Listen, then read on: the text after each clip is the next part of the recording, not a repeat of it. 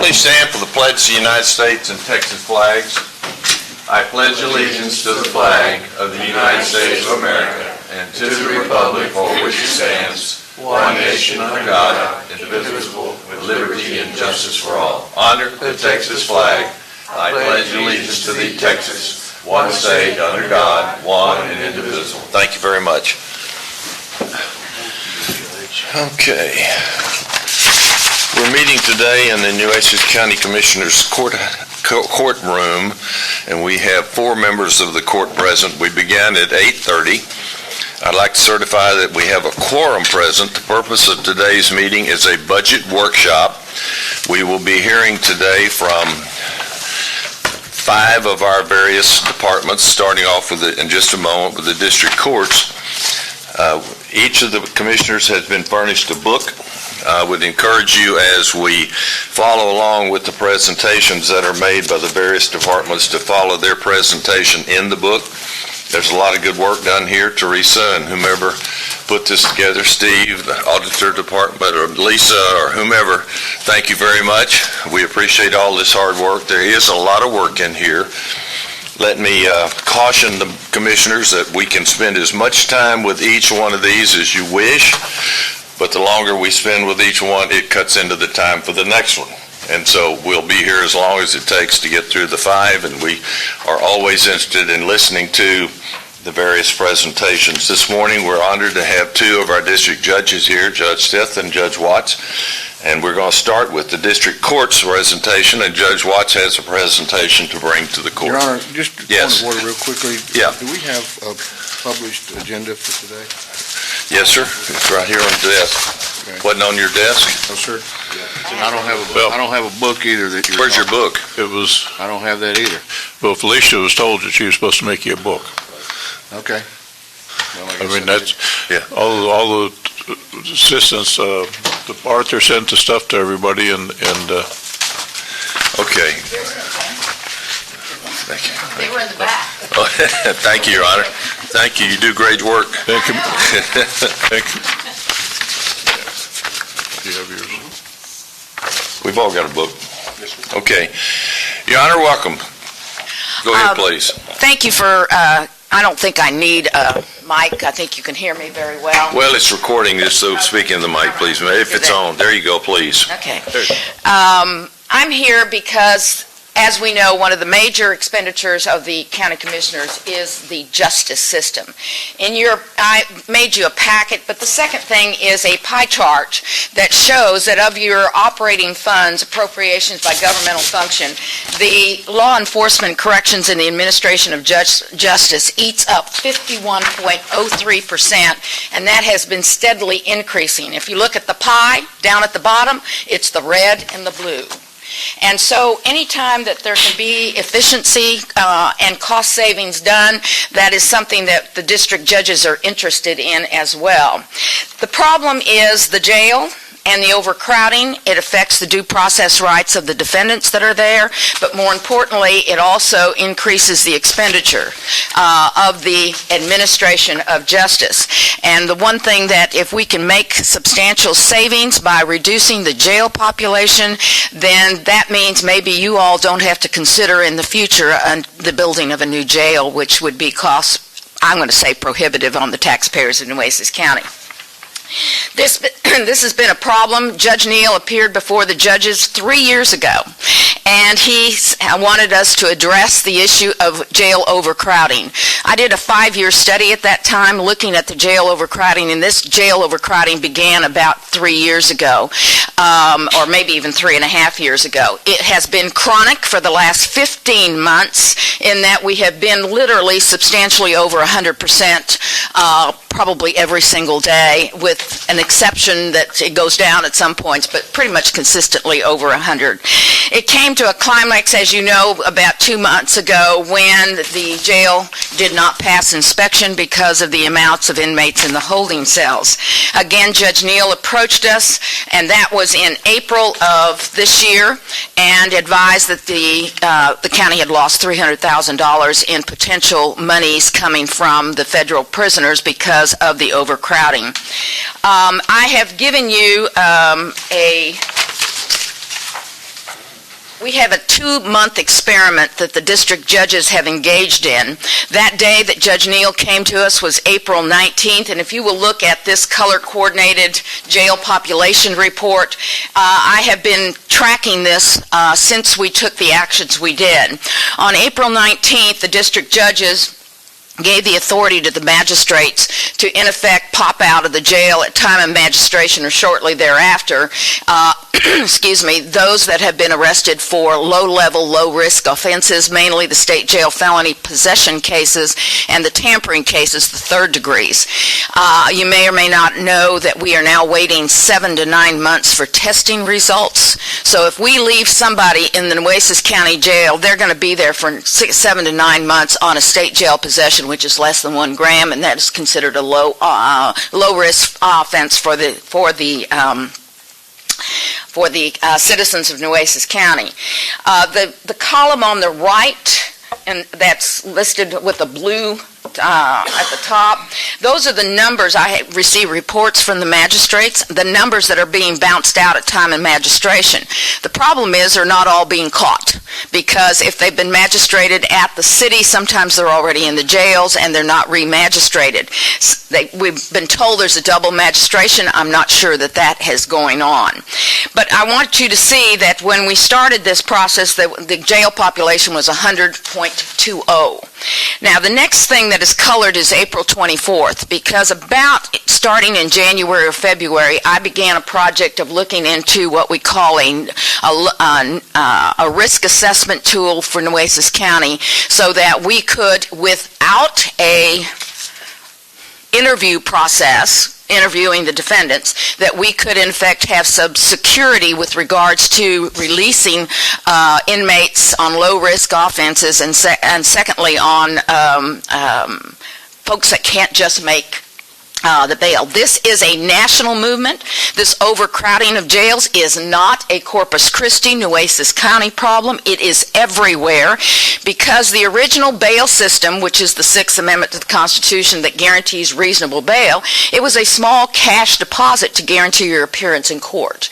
Well, what it has grown into is a cash business, so that those who can pay get out, those who can't stay in. And we're talking about staying in after an arrest, not because they have been convicted of anything, but after an arrest, but before trial or before arraignment. Sometimes it's 90 to 120 days before we get an arraignment or an indictment down. So we've got these people in jail at $81 a day when they potentially could be out. I can give you, and of course it's public knowledge, that I'm the court that has the Mr. DeReese, who is the one who was involved in the hit and run on the AEP officer, and he posted a $50,000 bail. Now, I did the risk assessments 5 times on him. He was a high risk for flight based on the risk assessment. But he got out because he posted a $50,000 bail. Then he didn't show up, which the risk assessment predicted that he possibly was a flight risk because he was HFO. He had 2 or more prior felony convictions. Now, the nice thing about it, he's now been arrested by the marshals and he is in jail, and he will not be leaving the jail until we actually try the case. But the point that I'm trying to make here is that we have folks in the Nueces County Jail at $81 a day whose due process rights are being violated because of the cash bond situation, and secondly, they cannot post the amount of the bail. 56% of those people nationwide in jails in this country cannot post a $2,500 bond. Now, if you know anything about bonds, that means they can't come up with $250. So we pay $81 a day to host them at the Nueces County Hilton, and they can't post a $250 bond on a low risk. So now the key thing is, what determinations do you make? There's a little article here that shows you that Harris County, the district judge there, just like when we did overpopulation and Judge Head made his final decision in Nueces County 30 years ago. The same thing is happening on this cash bail bond system that's going on, and that is that it's now been declared unconstitutional as in violation of due process and the Equal Protection Clause. So nationwide, they're moving in this direction, and Kentucky literally has taken the lead. There was a bill introduced in the Texas legislature. It made it to calendars, did not make it out of calendars, that would have required counties of every county to have a risk assessment office. Now, whenever you talk office and you talk interview-based, you're talking a lot of personnel when you're dealing with the numbers that we deal with that come to our jail. So I began looking at a non-interviewed risk assessment, and I did my best plagiarizing that I could after looking at 8 different states' risk assessments and the Arnold Foundation. And I have gone through 5 revisions in 2 months of that document with a committee, and I think we now have it in final form, and we're working with it with the IT department. But the whole idea is to lower this cost. It's kind of appropriate that the district judges followed, or the district courts followed by the sheriff, are your 2 first budget workshops, because it eats up 51% of your budget. And those are literally the more important ones, because that's what we have to do to maintain this jail situation. So the Nueces County experiment is now coming to you, because I wanted to show you that progress has been made, and for the first time in probably the last 18 months to 2 years, we are now consistently in the low 90s in the Nueces County Jail. We have not seen that in months and months, like I say, the last 15. And I broke it down by the main jail, the annex, the medical, the total in the cells. And literally, it's the total in the cells that are important, because that is, number one, it triggers overcrowding under the head order at 90%. And I think it is in the booking, which is the holding cell, that was the problem with regards to the loss of funding from the inmates. So rudimentary, what I have done is I have utilized my court officer, the probation officer, and we have done this grand experiment, and for 7 weeks we did my court, and then I started adding the 319th and the 347th and the other courts, all with this one officer who in effect works on the weekends to in effect produce this data so that I could come to you and say, I think this is the best thing we've got going for us as far as cutting down on the cost of the jail. The next thing that you will see is the results of the experiment, and that is this pretrial risk assessment tracking report. And what that shows you is the 7 weeks in my court, the 347th, the 28th, the 214th. The number of defendants that were in effect assessed, and the number of defendants that were PR'd. So 50% of those were PR'd after the assessment was done. In that column, you will see that of the 6 defendants that were PR'd, I have you the high, the low, and the total number of days of those defendants in jail, and the cost of those defendants in jail. And you will see, for example, in the 214th, there was a cost savings of $28,504 if we had gotten them out of jail in the first 48 to 78 hours. This was a state jail possession case, in the 347th. We have a theft case of less than $500, and that was a savings of $33,000 if we had gotten those people we assessed out of the jail in a quick order instead of waiting until they'd been there for 90 days or 100 days. So, and, one of the things that concerns people, are we just going to willy-nilly go ahead and grant PR bonds and make our community unsafe? No, we're not. That risk assessment, in effect, judges 3 things, and that is, number 1, it judges a flight risk. Number 2, it judges the potential of committing another offense. And 3, it judges a potential of committing a new violent offense. And based on those 3 criteria, we then assess them, and if they are not a risk, flight risk or for a violent crime for sure, then we PR them out. But we're doing this on a lag time. So sometimes we're not PRing out until we have spent $7,000 on that one individual in the Nueces County Jail. So then I think you're going to see where I'm headed, because what I did is, from the ones that I did with my court officer, I would show a savings of $121,000. That is over 2 months. If we had bounced those people out of the Nueces County Jail at 48 hours instead of, on one case, the theft case, that was there 162 days. Or on the 28th, there was a possession case that was there 232 days. So, I mean, you can see that it just blows your mind. Now, I have, as I told Judge Neal, I have mowed my lawn in the 1/17th so much I don't have many roses to pick any longer. But I do mine every week to make sure that we can catch everybody that should be out to be out. So the proposal that I'm making to you today is this: to put 2 probation officers in the Nueces County Jail, that immediately upon arrest, they begin the assessment process without interviewing the defendants. This is objective data that she is using. She's going to need a room at the jail. They're going to need desks, and they need access to NCIC, because that's where she picks up all the crimes that may have been committed in another state or are pending and things of that nature. It will take 2 officers, 2 desks, 2 computers, and to run this 7 days a week, so that we don't have the lag time that we usually have on the weekends. And hopefully, over a time period, we're going to show, and my goal would be to have a jail population at about 85% on a consistent basis instead of 100%.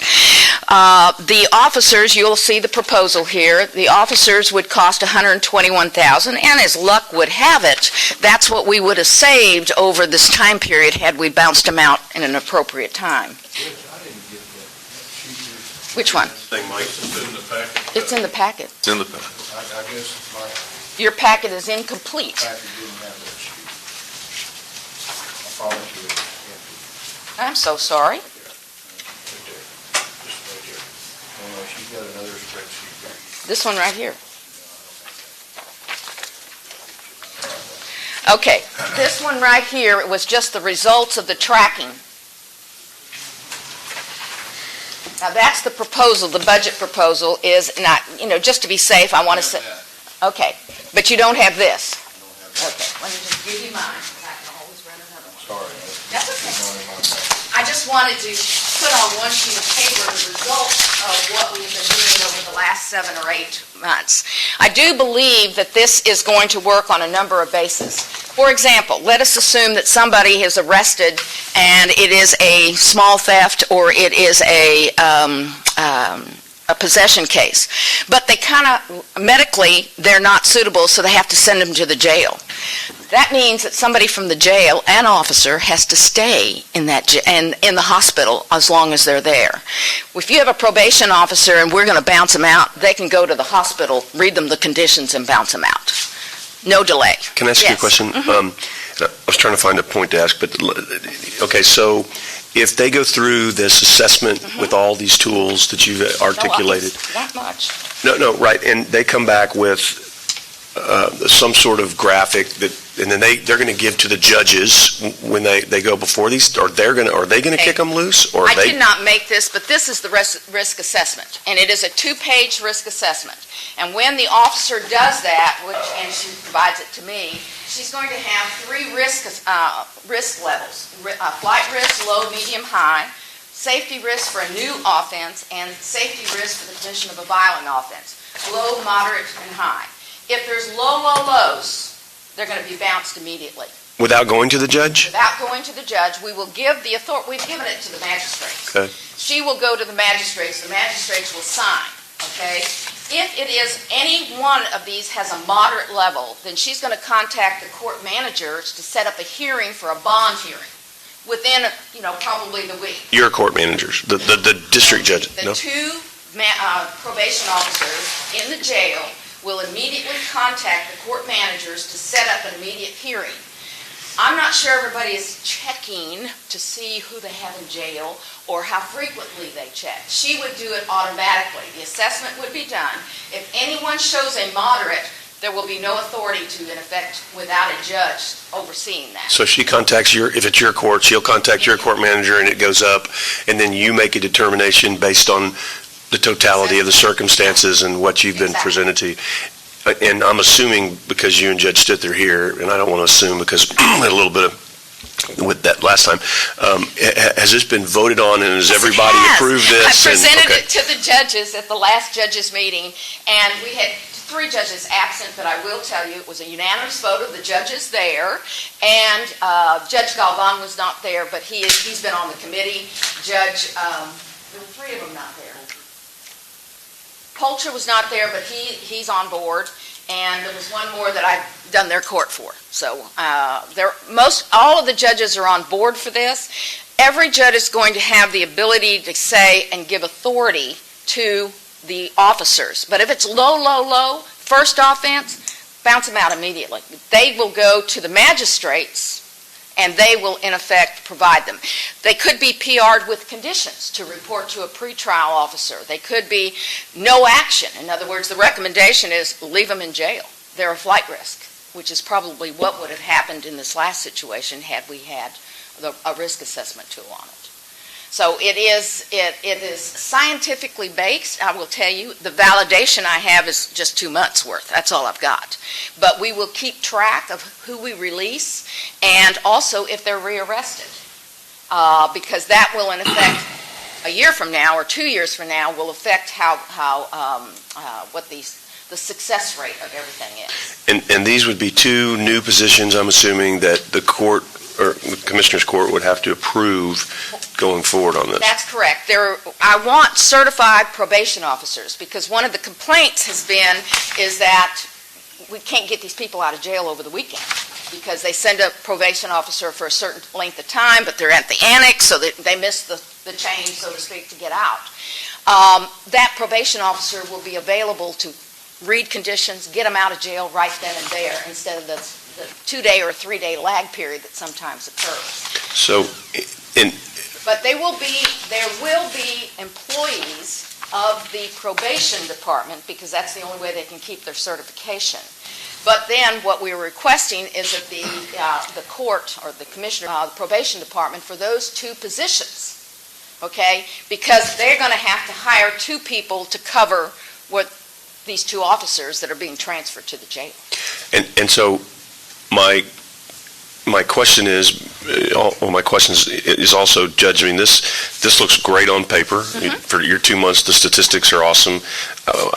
We've got to be going this direction. I get that because... It's coming. It's just a question of being mandated.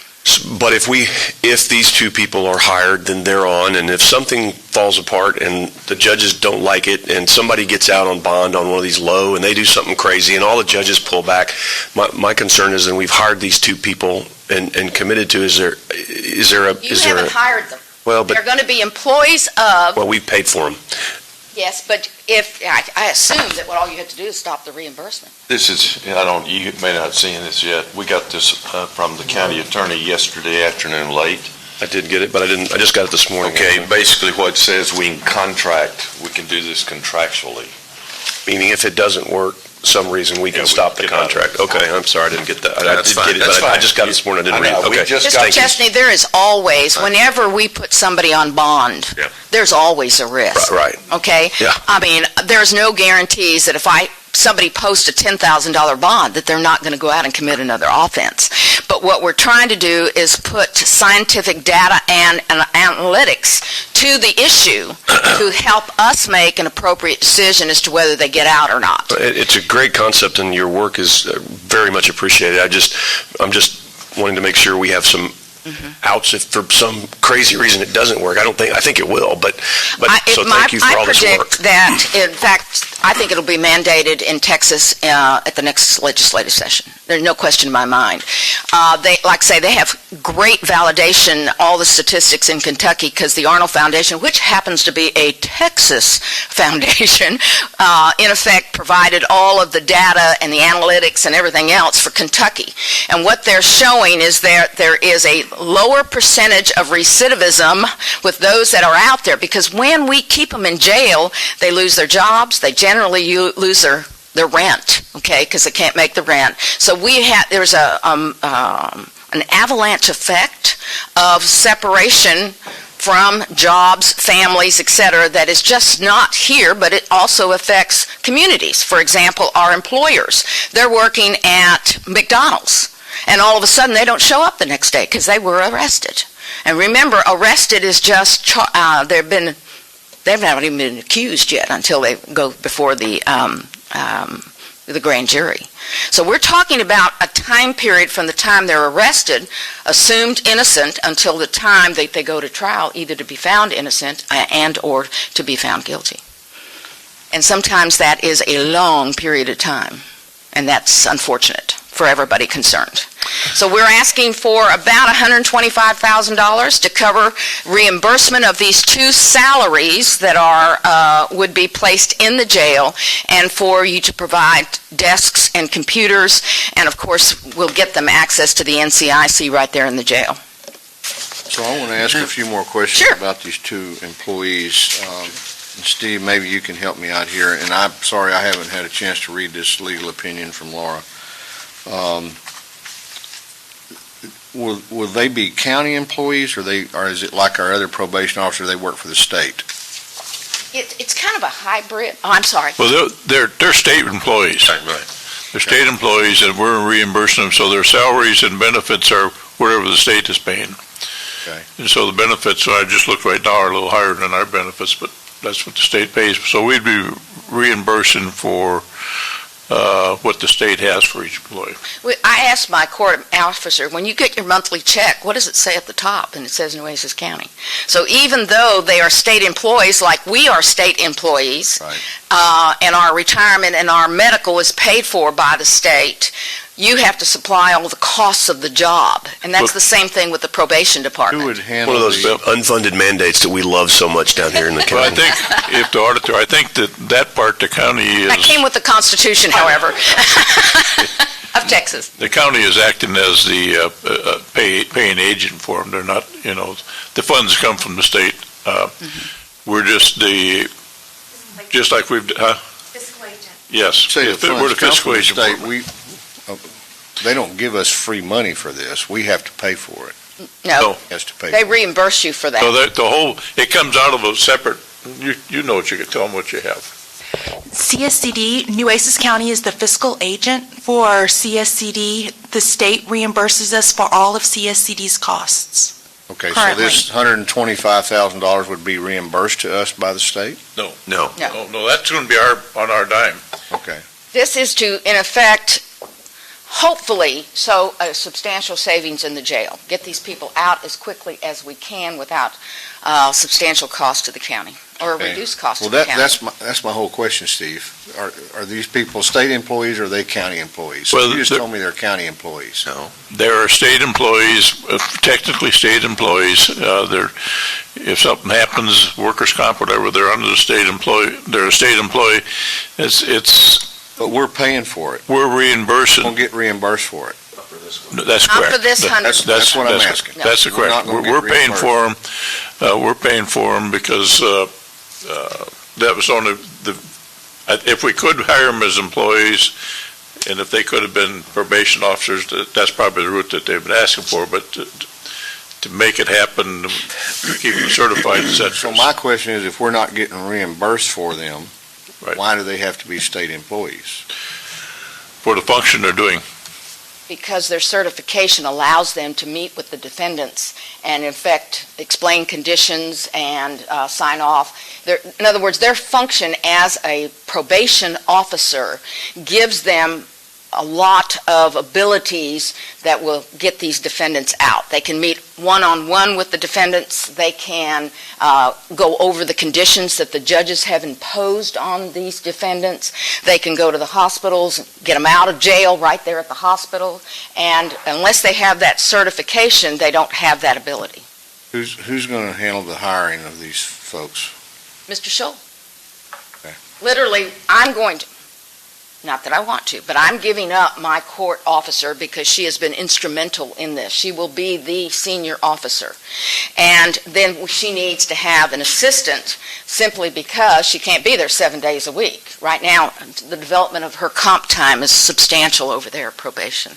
Because she's doing all this work now without, So she's Doing going to two become, jobs. she's going to become a probation officer? no, she already is. She already is. She is my probation officer assigned to my court. And I don't want to really give her up because she's so great, but she's the best one to handle it because she knows everything. Do we think 2 people is going to be enough? Absolutely. I don't have any doubt in my mind that 2, based upon what we're doing. Now, if we did an interview process, you'd have to have them lined up because interviews, and you have to rely on what the defendants are telling you. We're not relying on what the defendants are telling you. We're relying on how many times they didn't show up for court. Right. She has to go through and find all that stuff. We're relying on how many misdemeanors, how many felonies that they have, how many were those with violence or property crimes and things like that. So it's an objective assessment that, in effect, gives us a tool to make a better decision as to whether to leave them in jail versus not. You know, we want to protect the public, but we also don't want to keep somebody in there that is not a risk to the public. You know, there may be a risk to commit another possession case. But, you know, I calculated what happens. There's a part of the Code of Criminal Procedures that if somebody has been in jail 90 days and the state is not ready, which means they have not filed it and there's no testing, etc., that right there costs $7,200. However, the drug testing, if indeed we don't get the test results for 7 to 9 months, that's $17,000 to $21,000 for that one inmate. So, I mean, the savings are just going to be astronomical if we can get them out, and we are not, it's not just willy-nilly get them out. It's assessing and feeling comfortable that they're not a risk to the public and they are not a flight risk. Well, if they've shown up for every other misdemeanor there, that's not a flight risk. But if they're facing 25 to life, like this man in my court, the bottom line is he may be a flight risk. You may want to try to avoid that. Okay, thank you. Okay, Your Honor, not yet. I'm sorry. This does not apply to the county courts at law. It will because she will... I'm asking that. Okay. There's not enough energy here for me to have taken on the county courts of law. I got that part. Okay, but when Alana is down there and she will get the jail list as it comes in, she will see the POs. Now, if she doesn't have any authority from the county court at law judges, the magistrates, they work 90% for the county court at law judges. She then will, in effect, present those to the magistrates, the misdemeanors, and get them out. Your jail is filled with 70% are felonies. Sometimes, you know, I have PR people out and the misdemeanor holds them. Yeah. Because I cannot and I will not PR a case out for a county court at law judge. That's not my job. So Not to make stepping on any toes. this really work, we need to have a similar discussion with the county court law. I don't think so. I Don't think think what so. will happen is they've got so many cases, they really probably don't mind them being PR'd, and they have some certain standards themselves. Once this is in place, the magistrates have authority from the county courts to PR certain cases out. And, of course, their bonds are $500. No, and Well, they can't make them. in keeping with what Commissioner Chesney raised a while ago, it's probably a good idea we visit with the county court of law judge. Well, I don't have a problem with that at all. While I've got you here, may I ask you a question about court administration? I know Sure. I know in the budget request, there's a request for some reclassifications and new people, additional people. You going to answer that, Judge? Well, I'm here to help and answer Okay. some of the questions. I didn't mean to put either one of you on the spot, but there's no one else here from the court, so. Before we go into that, I got one question. Okay, sure. On the Judge, on the, when you said that most them are $2,005 bond. So they're really, I mean, when you get to $2,005 bond, that really, it's a low. 56% nationwide cannot make a $2,500 bond. But if they can't make that bond, I mean, by law, how long can it be kept in jail? I mean, if it's not a felony high risk. Until they go to trial, Well, or until 90 days. Right. here's the issue. Here's the issue with that. Let's talk about felonies for the $2,500. So theoretically, they're entitled to a PR bond within 90 days. Right. However, what needs to happen first is there needs to be a petition for habeas that the attorneys file, and oftentimes that's not done. So we as judges don't see those cases for 180 days or more, and so that's a very real problem. That's why the judges have really stepped up.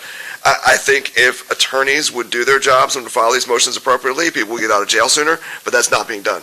So how do we get the attorneys to do that? You know, we're doing everything else here, but we're not working with the attorneys. Well, we There are reasons sometimes why the attorneys do not get them out of jail. Number one, they know where their client is. Okay? Number two, sometimes they don't want them out because there may be a propensity that they might show up and things of that nature. So we can blame the attorneys, but the bottom line is, why keep them in jail 90 days when, with a felony, they are entitled to a reduced bond they can make or a PR bond at 90 days. Okay. That's $7,500 later. Okay, so now they get a PR bond. So once they get a PR bond, now they're reporting to those probation officers? If we granted a PR bond with conditions, then they have to report to a pretrial officer. Okay. Once a week, once a month, depending upon what the conditions are. Some of them will have GPS monitoring. Some of them will have, That was my next question about GPS. for example, if it was domestic violence, sometimes they have to go to a class, even while they have never been convicted. So that So as depends part on of what we the, as say. part on of the release conditions. condition, they might have to go to behavioral center, they might have to be monitored for ankle monitors and all these others. Depending upon the offense. Right. Yes, sir. Okay. And that's monitored by who? By the pretrial officer or by those probation officers? Pretrial officer. I already have 6 pretrial bond officers that we do bond supervision. We have over 1,000 people on bond supervision already. However, they're paid for through the $60 a month that the offender pays. And quite honestly, we have about a 50% collection rate. However, it's enough to sustain those 6 officers. If you have these other 2 officers, I'm not going to be able to afford them. I mean, that's why we're coming in. So my next question, I guess, when you said pay $60, are these people going to have to pay $60 when they're released? We're Because they talking can't pay about bond. apples and oranges here. They can't pay bond, so I'm Okay? just, well, Apples and oranges. well. The it means- pretrial it means all supervision apples. office is those defendants that have been arrested, awaiting trial, but the courts have mandated that during that time period, they must report. That's pretrial officers. But we don't get in the picture until we know they've been in jail, and sometimes we don't know they've been in jail for a while. I got one guy appeared on mine for 282 My question days. still, Judge, is when they're released, do they pay the pretrial officer? Do they have to pay? Yes, they are ordered to pay $60 a month. So how can they pay if they haven't paid their bond, can't pay their bond? Well, what I hear a lot is that they have money, they have a job. When they're out there, they're just not able to make it. So a lot of times I will PR people, and I'll do a sliding scale for them to pay as they go along. And sometimes they do. Sometimes I'll lower it to $30 a month, sometimes $20 a month. Sometimes it is $60 a month. But a lot of times when somebody is out and they have a job, they're able to continue paying. One of the conditions I have, I check it off, must be employed, because that's the way we can hopefully get some money paid on the $60 a month. Judge, you want to talk about the court administration, please? Right. So in looking over the budget, it looks like for the court administration, there are some increases that are being asked for. One of that is for an increase of $20,000 for visiting judges for the jail court, and as well as salaries, temporary employees, $42,640 for the court reporters. It may be a good time to look at the remote court reporters that we have talked about before for that area. I'm not prepared to make a presentation on that, but I'd like at least for y'all to be talking about that in your budget. Okay, now there is a reclassification here on the court administrator. Is that Mary Lee's position? That's Mary Lee's position. I'm going to be frank with the court. She worked with Dale on this reclassification. We have not as a board of Okay, judges. well, that's fine. I'm just trying to figure out where it came from. Because we're not making any decisions today anyway. I know, but Yeah, yeah. we did, the Board of Judges has not adopted that. Okay, It was not presented to us. I can Okay. assure you. Now, what we are interested in that Board of Judges, and the court administration is to reinstitute the jail court, so that we have the jail court twice a month, and we pay the visiting judge for that. that's at 20,000. It's 20,000 additional. It looks like there was It's- 60,000 that was. It's $60. Right. Okay. You guys have done a good job. Sir, We are ma'am. working, the goal of this is just to let the commissioners know, I mean, the goal of this was because the commissioners court came to the Board of Judges and says, we have a problem with overcrowding in the jail. And you responded. And that's really why we're responding to this, really is what we're trying to do, is to eliminate the overcrowding issue and to preserve people's rights. It's really hard as a judge to see people that are sitting in jail for up to 180 days when there's not lab results back. That is just such a waste of time and money. It's an incredible waste, and so we're trying to do the right thing. But you have the ability, though, right, to go back, as Judge talked about, and go through and PR somebody out if you wanted to, if they've been in there too long, The right? problem has been this. We have Odyssey through the district clerk's office, and we have the jail data system here. We've now gone to criminal, but they are not quite talking to each other, integrated, so the IT people have literally had to create new reports because the jail does not talk 100% with the district clerk's office. Now, it's my understanding we're going to be integrated and maybe going online by this fall.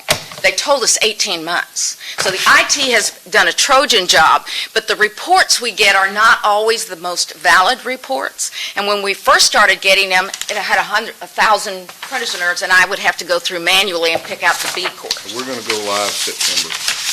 That's what I've been told. I didn't want to In promise fact, something. and they're ahead of schedule. Our IT department is, by the way, I'm now working with the IT department because we're going to do this all computerized, we're going to have reports, et cetera. This has all been done manually up until this point. And I don't think it's all your fault, Judge. I think the jail has a lot to do with it, too. And it's got to be, you got to work from both ends, And when I call the jail because it's a 99 or it's 100, and ask, why do you have so many misdemeanors, and why do you have so many, well, the courts haven't told us to do anything with them. And this is what they say, we haven't had nobody from the courts come over here and look and talk to them, or haven't, because I pick up the phone and call when I see at the jail, when I see those cases that, especially the misdemeanors have been sitting there for I don't know how long. One of the problems has been with the misdemeanors is that they have not been filed. And that's, of course, another problem in the district attorney's office that I was going to say was inherited. There are thousands of misdemeanor cases that are in folders, not even with the typed title of it. I mean, just an offense report in a folder. I don't think those The are jail in jail. can't- I don't think those are in jail, though. Some of them are, Yeah. because they don't even have an assignment. But the They jail, don't have a court number. but the jail can't release them unless you guys release them, or unless the DA files what the DA They needs to don't post file. a So I don't bond. know how the jail's Either responsible have to for it. post a bond, an attorney has to make a bond, or we have to, in effect, order that they be Now, released. the jail's doing what they're supposed to do. Here's the Right. bottom line is, with this, it's only a matter of time before Right. somebody's going to go file in district court on us. Absolutely. I mean, it's just a matter of time. So I'd much rather save the embarrassment of us being told, and a judge may come down and say, it may be worse than $125,000. I Well- would like to just share one thing with you. 3 years ago, we started this jury response thing, online jury response, and the results have been phenomenal. We're going to show a $300,000 savings on just the jury costs this year, I think, if not more. This is going to be every bit of that, if not more.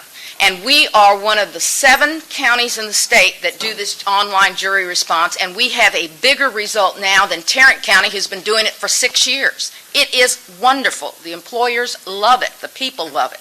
But more importantly, we're saving money, because now we're using data and statistics to order our juries and things of that nature. This right here is just a matter of time. It is going to be mandated. OCA is going to say all counties, and then they're going to tell you to create an office.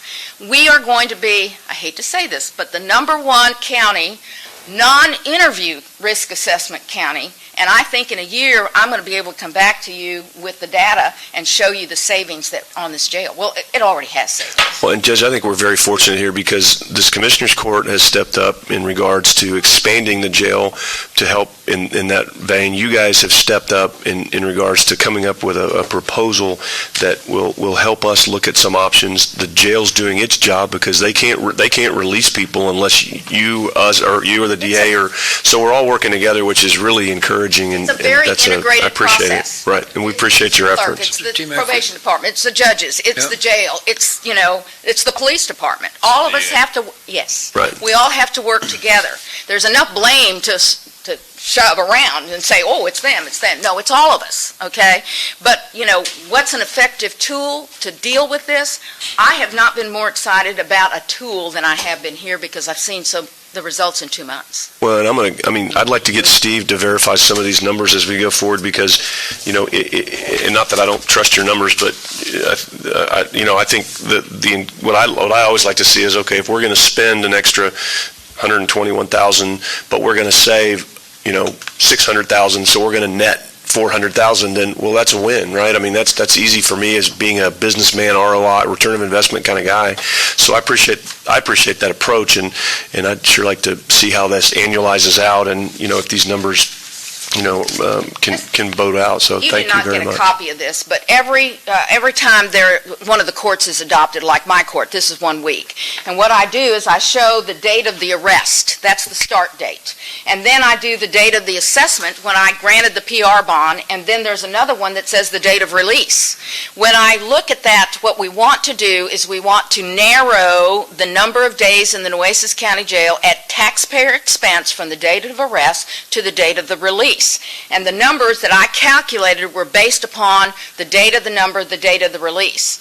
My problem is I will grant a PR bond, and then I have a misdemeanor holding him.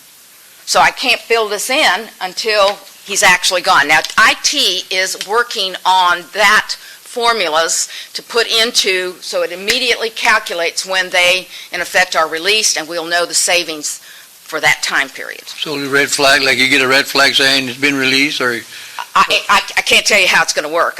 That's out of my little bailiwick.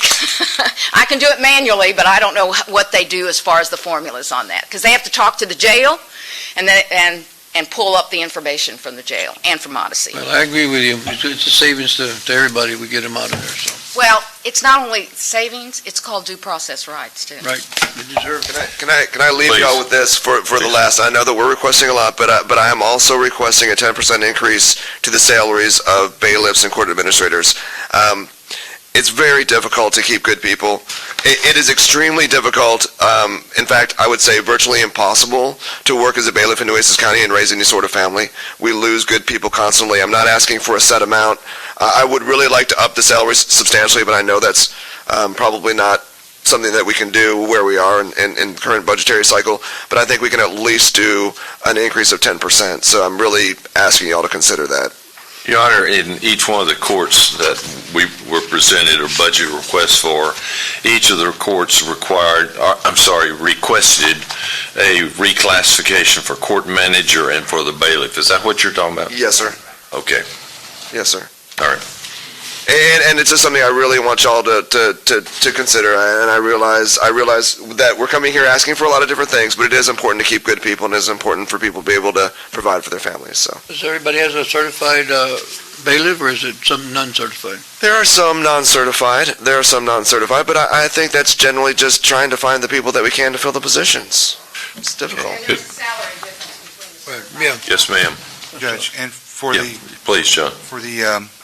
319th, there's some additional equipment that's being requested. Is that to get you on par, or is that to kind of get you where you should be, or? Right, there is, and so what I'm asking for is because we're moving into Odyssey and we're moving to all electronic format, I only have a laptop right now, and so I want to set desktop. I think that's what the equipment for, and then to upgrade the camera system, I got the lowest possible bid I can. The camera system was put in place by my predecessor many years ago, and we just need to be able to make sure we can see people coming in and get an accurate recording of that, so those are the two little things I've asked for.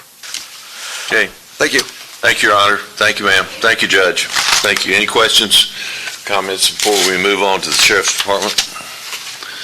Well, we've been overrun by guns this morning. We have 5 armed members of the sheriff's department here and the lady who knows what the heck's really going on. So Cynthia, good morning. Who's going to make the presentation for the sheriff's department? Okay. Why don't you take off your hat and stay a while? There you go. Thank you. Morning, gentlemen. Good morning. Hey, it's good to hear somebody else has jail issues other than us. That was good. Was out of town on family matters, Okay. so he won't be here this morning. Okay. Good morning, John. Morning, sir. Morning, Cynthia. Morning, Kevin. Our presentation,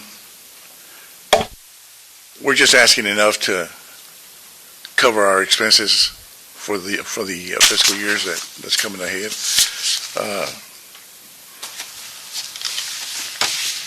We want to go category by category, or you want to ask questions? Make your presentation however you want to make it, John. We'll have questions to ask, I'm sure, but go ahead. Okay,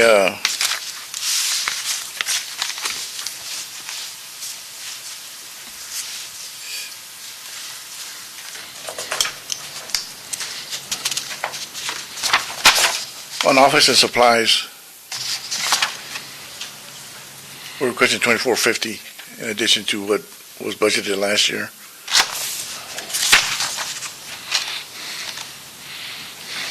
And that's to cover, Cynthia?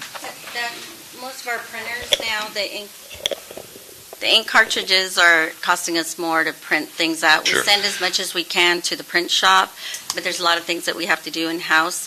So we're just, it's Yeah. minimal I enough. tell you, on the day-to-day issues, that's not an issue. So we really, I don't think we need to spend any time on that, but I would like to turn over to your request for 24 additional deputies and cars. That's a sort of a big bite there, and that's an ambitious request.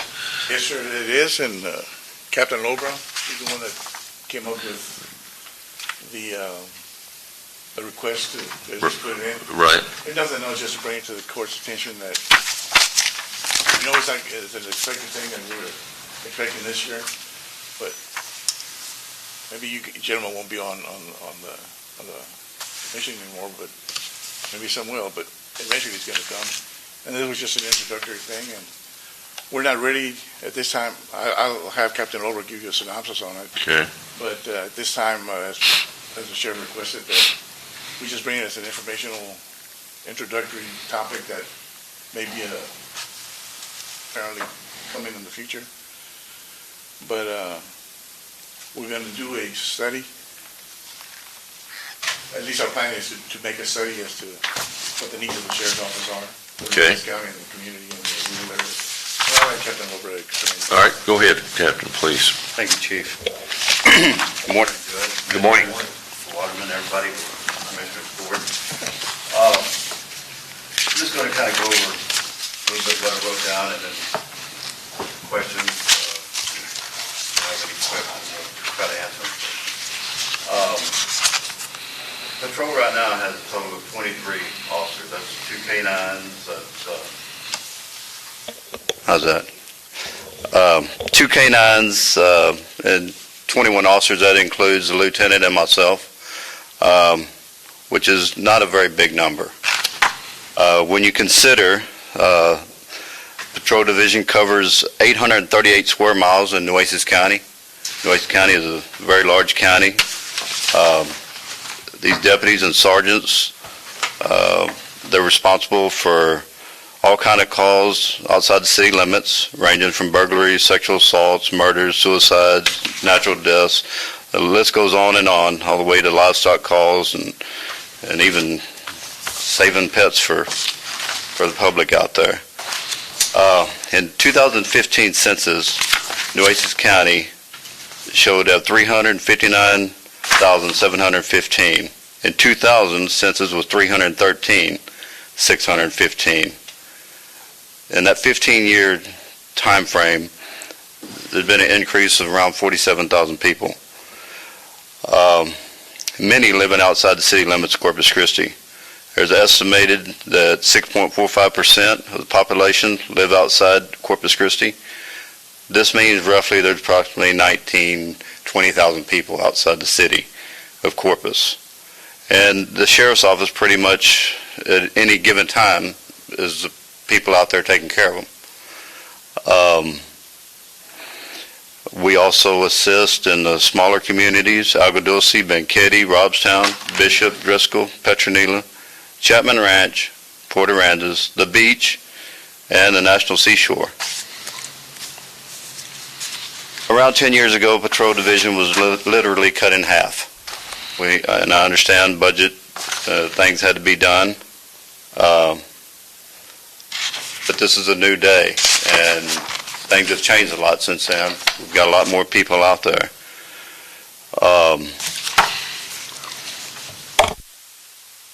On a regular day with patrol, there's only 3 officers out there. One of those is a sergeant.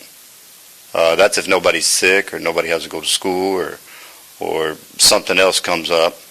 That's it. 3 officers for the whole county. Where are the other, you said you had 24 total? 24, yes, sir. Where are the other 21? Well, we have 3 different shifts, and we run 10-hour shifts. So there is a little overlap in time. I try to overlap 2 of the shifts when it's very busy, in the afternoons, in the mornings. But most of the time, there's only 3 on. And of course, the others are off. That's just how the schedule works. Let me ask you, following up on that. Yes, sir. You mentioned that you help the small cities, and I get that if there's an emergency, everybody pitches in, right? I mean, I don't think there's boundaries when there's emergencies, but I guess what I'm curious about is because what I've seen is the City of Corpus Christi has taken in more of their ETJ. They're looking at taking in more of their ETJ. These other little cities, I guess they have ETJ. I don't know how that works, but they don't have ETJs, right? It's just the big cities, Judge? I can't remember how. They've incorporated more into the city. Robstown does. So they have ETJ and we have ETJ, right? So I guess I'm trying to figure out Port A does too. Where has this growth come? Has it come in the areas that I'm seeing, like out in my precinct that's in some of the ETJ in London, which is the target area for the city to take in, which means they would have more responsibility? Well, I know that may be more than you. And that's speculating. Who knows? I Right. mean, it hadn't happened yet. Right now, we take care of it. So if you look around, there's all kind of new houses going up out in the county. Mhm. And there's a lot of places to cover, a lot of places to be at one time. It's impossible to do with 3 people. So, but are you doing the job, and I'm not trying to be insulting in any way, shape, or form, but I'm trying to figure out what you're doing for these small cities. Are y'all doing some of the things that they should be doing on their own, Well, and they some just of don't them- have manpower, or? Some of them don't have police departments. Petronila, Agua Dulce, Benketti, they don't have anything. Driscoll has police departments sometimes they don't, and we have to cover calls. They're too busy stopping people on city services. Yes, sir. Okay. So part of it is because those cities aren't, or can't, or aren't, or can't, whatever, Yes, sir. providing the law enforcement that they're required to provide. Well, I don't know, again, I don't know what they're supposed to do, but I would think they're supposed to police their own areas, right? But they're either not able to financially, is that what you're saying, or they Yes, sir, don't? they don't. Okay. That's Okay. exactly right. Okay. Yes, sir. Guess I'm still having a hard, and it's just my ignorance of how your shift thing works, but Yes, sir. I'm struggling with, if you've got 24 people, how you can only have 3 at any given time on the street. So maybe at a later time you can share that schedule with me so I understand better why because Yes, I'm kind of blown away that you say that this morning. I would have figured there, out of 24 people, there'd at least be 8 or 9 officers out patrolling. Yes, sir. So I need to understand that. Commissioner Plessy, there's 3 shifts. Each sergeant has, there's 3 shifts like the captain was explaining, but each shift has about 3 or 4 people per sergeant. But in that shift, there are officers that are off, on the regular days off, and that cuts it down in half. So for the most part, and of that half, there's times when they call in sick, the sergeant calls in sick. It happens regularly that you won't find it unusual for a weekend, on a Friday night or Saturday night, to have just one of our deputies out there, a single-man unit.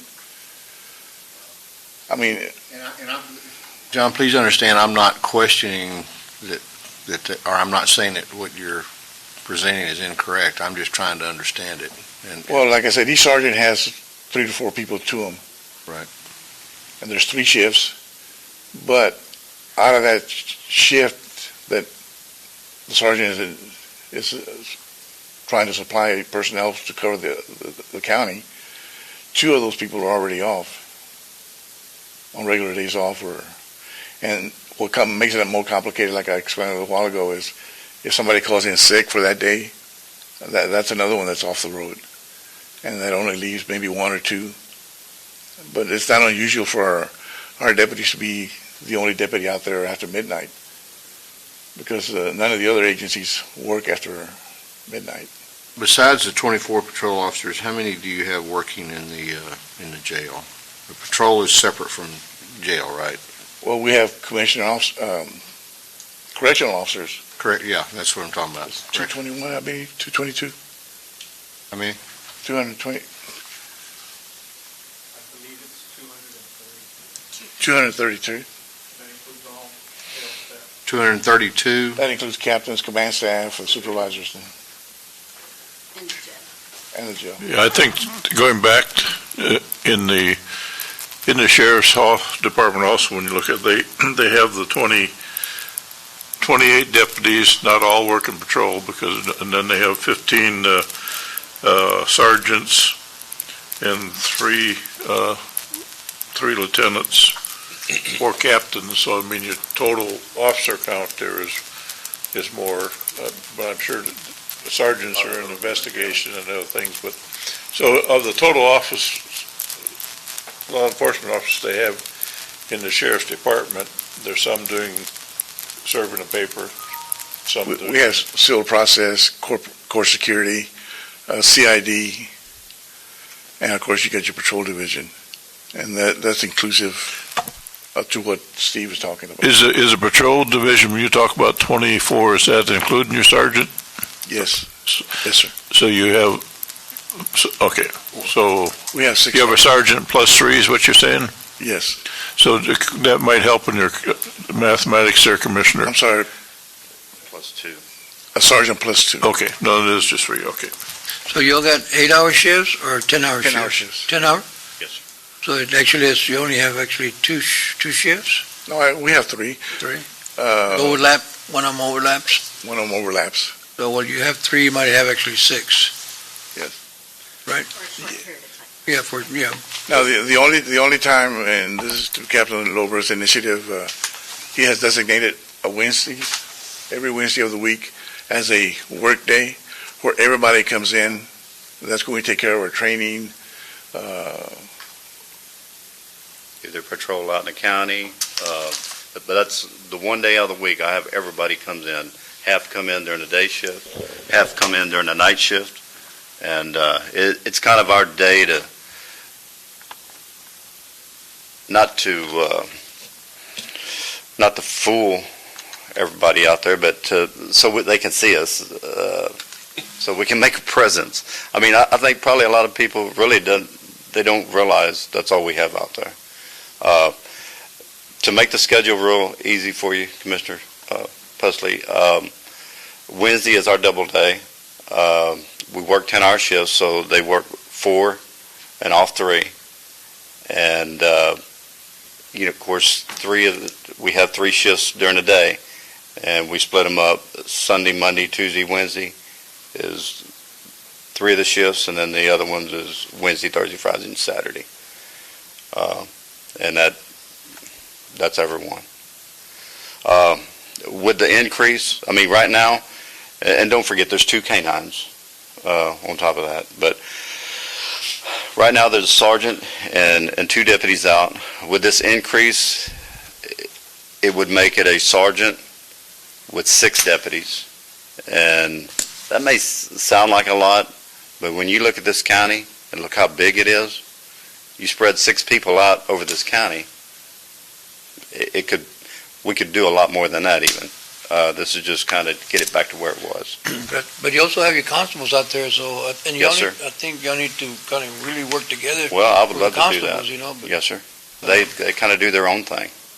well, I mean, I think y'all should be doing the same thing, Well, you know, because sometimes there's a Well, split there, you know, and then, I understand, You know, and I agree. I agree 100%. I'd love to come on, take some calls. yeah, we'll say, but Yeah, I will Oh. tell you, and I can't speak for the other commissioners, but I will tell you, we're having significant vandalism issues at a number of our county parks. We've had, and at least a couple of the ones in my precinct are within the city limits of Corpus Christi, but we're continually getting hit at one of our parks, and I'm not going to mention the name, if it'll give them more impetus to go out and hit it again, but we need help with patrol, and there's no doubt about it. I'm just blown away by the fact that we only have 3 officers on patrol at any given time. Yes, And that's if everybody's working. that's if everybody's working, so. You got to keep in mind, so we're a 24-hour operation, and these guys No, I've work 43 hours a week. Yeah. I mean, that's their regular. That's their assignment. regular schedule. The bargaining is 43 hours, so when you try to limit them to those 43 and we're 24 hours, 7 days a week, that's how they get narrowed down to 3 people at a time to Okay. cover the whole 24/7.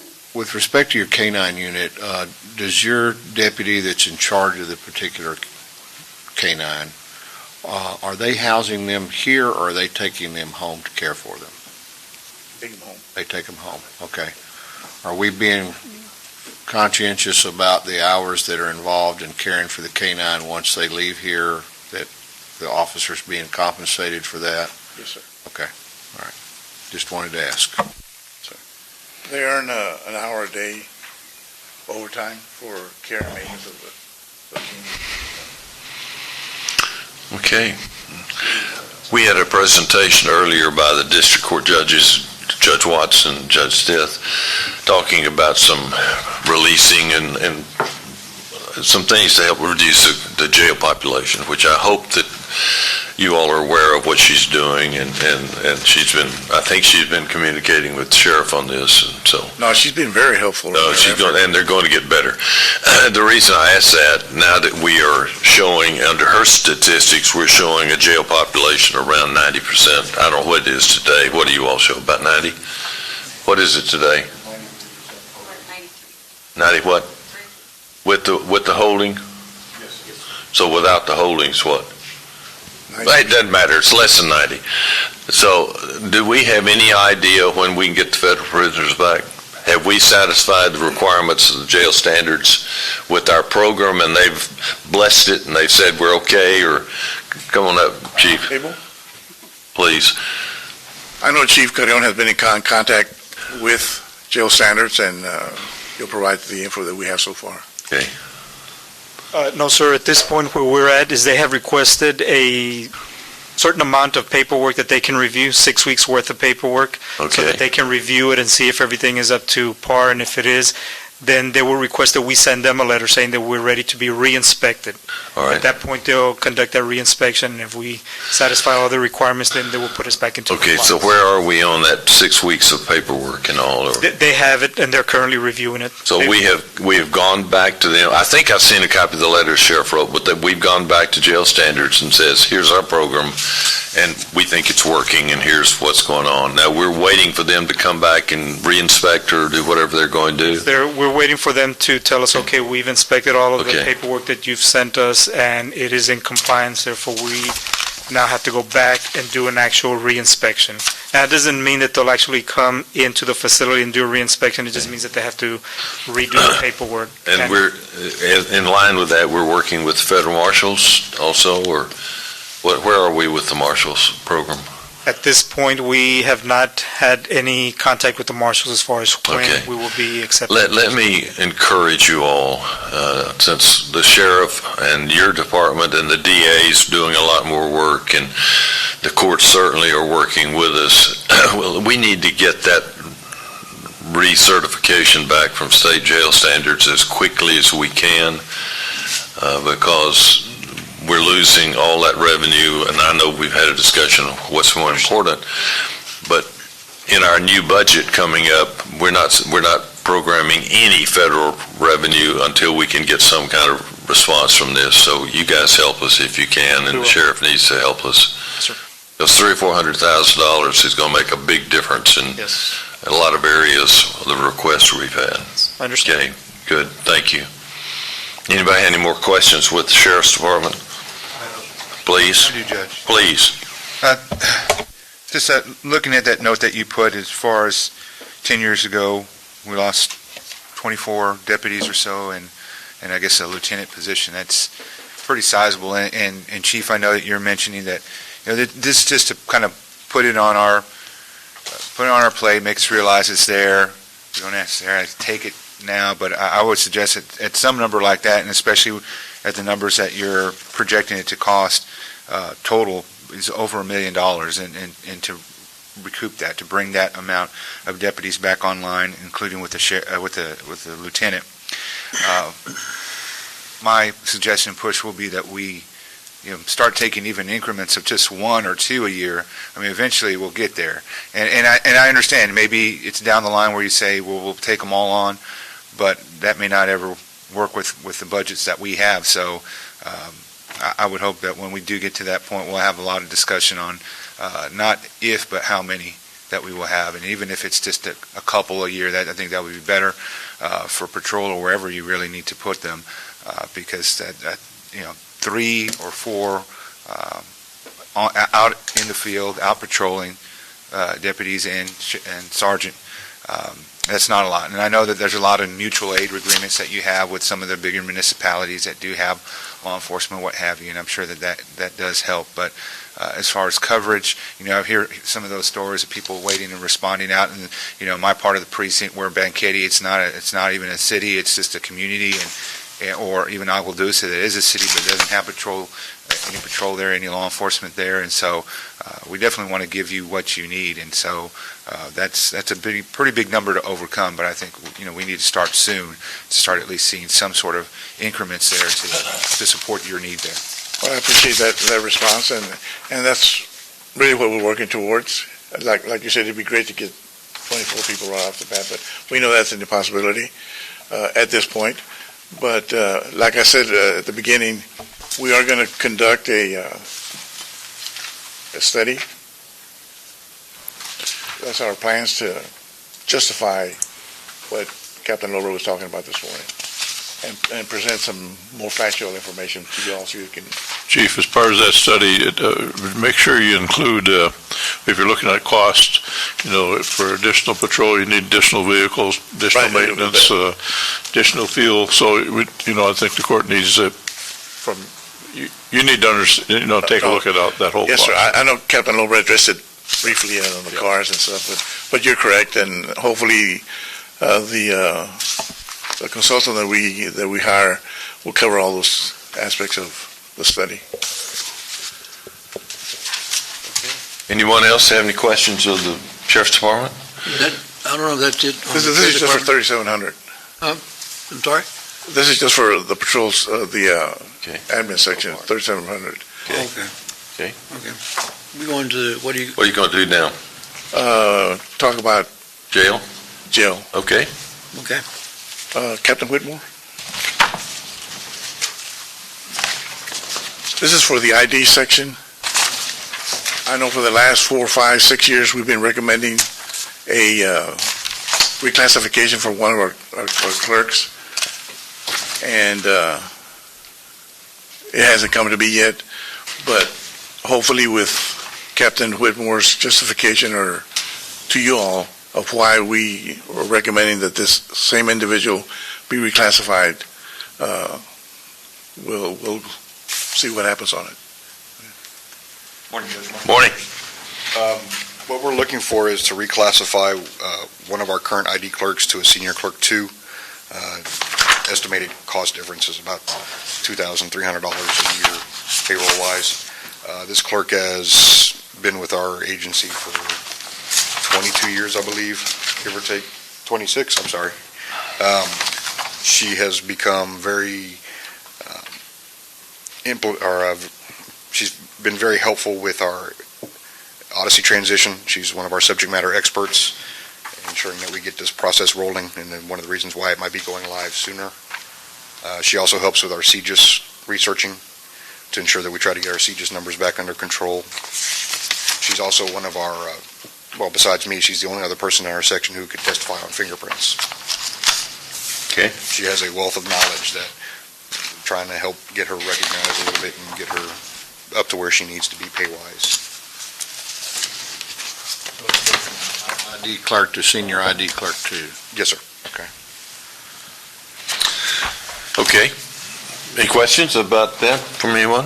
I don't have any question, Your Honor, but I would like to say the IT department has been very complimentary of the work that y'all have provided, or the help that you provided in making this transition over to the new jail software application. So I know there's been a lot of work that has gone into that, but they've been very complimentary of the fact that y'all have really helped in that process and stepped up to the plate. So Yes, sir. thank you very much. I don't know if this helps you or not, but you you got my support. I don't think anybody should be making under 30,000 in the county. And that's my feeling. Well, if that's the case, can we get the rest of my staff? Well, no, I'm just telling you that. That's something that I've talked about for the last 3 budgets, and now she's been here 20 years, and she's only making that much. She must have been paid $10,000 when she started, and that's really, it's a shame when you've got her here 20 years and you're making $29,000. Yes, sir. So, you got my blessing on that one, so. Okay. Anything else? Any other questions? Any other comments?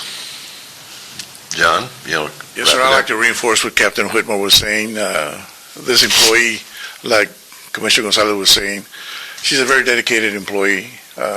She's the field training officer, I guess you want to call it, or the training officer for the ID division. She's very committed to her work. She comes to work every day, and she helped Captain Whitmore and Lieutenant Cooper in bringing us up to the CGIS work that we've been doing for the last couple of months. And so far, we're up to date, ahead of schedule, I believe.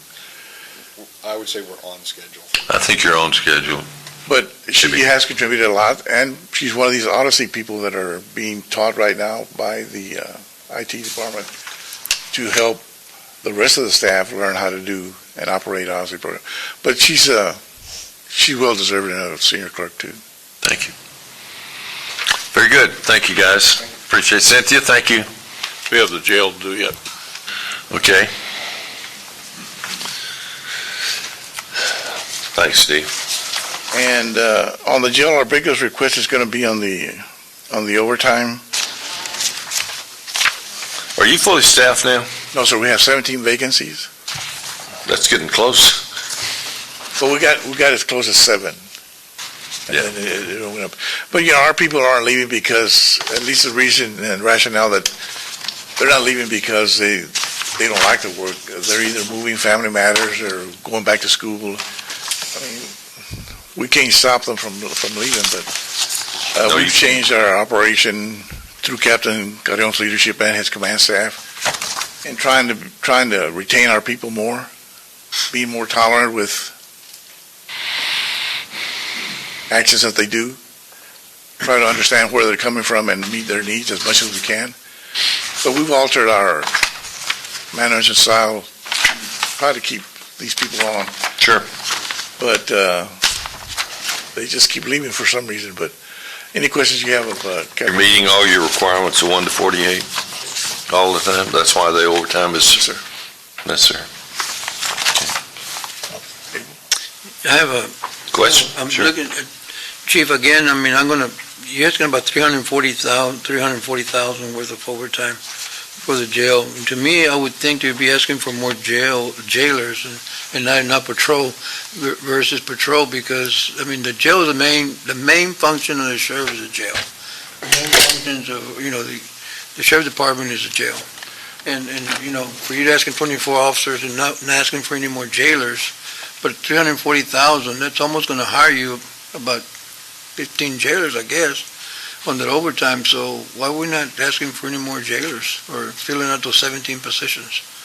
Well, the problem is not so much getting the FTEs. The problem is keeping them and having them apply. I mean, our civil service exam takers has gone down tremendously from a few months ago. We had 19 that took the civil service exam, only 15 passed. Out of those 15, 9 were eligible for hire with the sheriff's office. So see, it'd be great if we could get some FTEs, more FTEs, but the problem is retention and getting them to apply for the sheriff's office and staying with us. And you have how many unfilled? 17. 17. And I know when the sheriff was doing those PSAs, I heard that just was knocking it out of the park with applicants. It did. And so none of them were any good? Or not none of them? No, 9 of them? Most of them are still working. Oh, okay. But we don't have that part of that program going anymore. But when we have that program going for a couple of months, I mean, Jesus Christ. What does it mean it's not running? I don't know what it means. You mean the PSAs? The PSAs. Well, I mean, okay, so can we not run the PSAs anymore? I mean, those things, I called up to HR and they said they had to stop taking applications because that thing was working so well. It was. And getting tremendously well. So if you have 17 FTEs. But it only cost us $30,000 to do that. Well, but I'm saying, can't they run them as PSAs? I mean, I would just, I don't know, maybe they won't, but I'm just saying maybe as a. I don't think they will. They want revenue also, just like everybody else. Well, okay, so but the ad that we did a few months ago, at the end of the last year. Yeah. I mean, you're right. They worked tremendously. I mean, we had 20 people, 30 people calling a day wanting to know information about how to get on with the sheriff's office. Well, and I guess following along with Commissioner Gonzalez's concept is instead of asking us for, I don't know if there's even something you can do, but instead of asking us for more overtime money, maybe you ask us for another, chunk of money for that advertising instead of all this overtime, because if that advertising works, maybe we need to help. And I don't know, can we do something like that, Steve? Are we allowed? I'm just trying to think out loud here because this overtime, I hate to see this every year because I don't want your guys working overtime. I know they like the money, right? But I want them to go home and enjoy their families. I don't want them burning out. And I think part of the reason maybe they're burning out is because they're working so much overtime and maybe they don't like to do that. But if we need to spend some money helping advertise those positions because you can't fill them, I don't know. I'm just throwing something out there. I mean, because No, we appreciate all those factors. And I think, on that same argument, Bill, is, the job they perform is a difficult job. The passion is there, the interest is there. I think, yes, we can increase applicants, but we can bring in all the people we want and get you 100%, but it's that turnover because of the conditions. And that's going to be difficult to change because of the element of citizen that you're dealing with there. That's constant. But also, I think part of it is the pay, and not so much the overtime. I think it's the introductory salary that will help, bring in, attract, a different set of applicants, and want this to be their career. Obviously, they may not want to stay in the jails, but maybe be able to go into patrol. But the pay overall, I think, is a big part, and that ties into the overtime. I agree, but we can pay all the overtime we want, but that's not going to, in my opinion, and from your deputies I've spoken with, is that they want to see, they want to be at 100%, but they also want this to be a position where people are attracted from all over, just like what we had the issue with court reporters a few months ago. It's a competition that's statewide or nationwide when you're bringing in these qualified applicants, and they maybe want and love the community and love the office that they work for, but in the end, if we can't be competitive, then that's going to reduce, I think, a lot of the attraction that we can keep, maintain. We know some go back to school, some, this is just not a fit for them. They just, once they see it, that's not where they want to be in that line of work. But I think, we look at raising the salary is one thing, and obviously, yes, the overtime, I think, makes a big difference too, but also we need to get to that 100%. Let's take away some of that overtime. They'll still have every opportunity, because I know how the numbers work there, but we need to make sure that the base salary is good, that they have the overtime ability, but that we're at that 100%. You need to have all those connected, I think, to be able to kind of really start making gains and keeping those officers in place. We recognize those statements that both Commissioner Gonzalez and yourself made, but the important thing about this, whether it's FTEs or salary increases, all of this is a collective bargaining issue. Sure. It'd be great if we could get a pay raise to bring us up to what you want it to be, what we want it to be. But it's a collective bargaining issue, and unfortunately it comes every 4 years, and that's the time that we deal with it. But like you're saying, our employees have to put up with the ranges that are given to us through the bargaining. Right, and to be fair on that, I think it should be noted that, and John wasn't here, so he wasn't aware, but the last contract that this court gave, I believe, was the best contract in the history of Nueces County. Yes, sir, in regards to increasing pay for your folks in the collective bargaining. And so I think, we have as a court made a big step in that. But I mean, again, if there's something we need to do to help you generate interest, because, and John says, I agree. I mean, it may be or may not be something that you get into and you like. I mean, it's a tough place to work, and there's nothing we can do to make a jail not a jail. It's a jail. I mean, that's the way it is. And so if someone gets there and they go, "Ooh, wait a minute, that's not for me." I mean, I get that. But at the same time, I'm more interested in how do we help you fill those positions so that we don't have to pay all this overtime. And so your folks can go home and enjoy their families and their kids and not be working all the time. And now, okay, if they want it, great. But at the end of the day, we've got to figure out as a court, I think, how we can help you fill these positions. And if it's spending some money advertising again, and I don't know what it is, but people need jobs out there. I mean, I hear people, people need jobs, and if they need them bad enough, it's not a bad place to start. It may be not what they want for the long term, but and your turnover rate may be higher, but we just need to figure out how to help you get those FTEs filled, because you've got them, and we need to figure out how to get them in there so your guys can enjoy their families. I agree with you totally. Women too, and so men and women. Chief Carrion, I mean, we talk about this on a daily basis. Yeah, I'm sure. And we're doing our best to No, I know you are. attract people.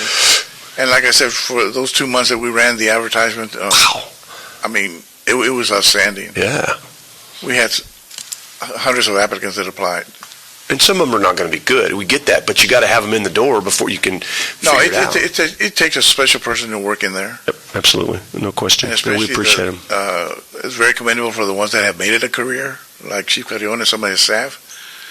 And there's some of those officers in the jail.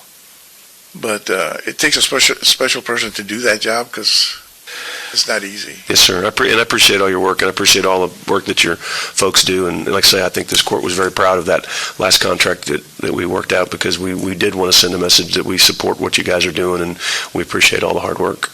Steve, I have a question on that contract. So every year, does it dictate how much we pay the officers, or is it a percentage? They'll get an automatic increase this year. In this budget. Does it dictate the dollar amount they're getting per year, or is it a percentage? Yes. So that every year we know how much they're going to get paid? Yes. This coming budget year is about $285,000 that will be added to the budget from the contract. But that's based on the percentage? That's correct. Yes. So but that the contract has an actual dollar floating amount. Number, is that a number that we can, on a budget item, decide? Say again? That's not an item we can decide? No, it's a contract. So if we want to say, this year we're going to pay out $8 million because we want to pay the officers so much, then that's We'd have to go back to the contract. We'd have to go back to And you don't want to do that.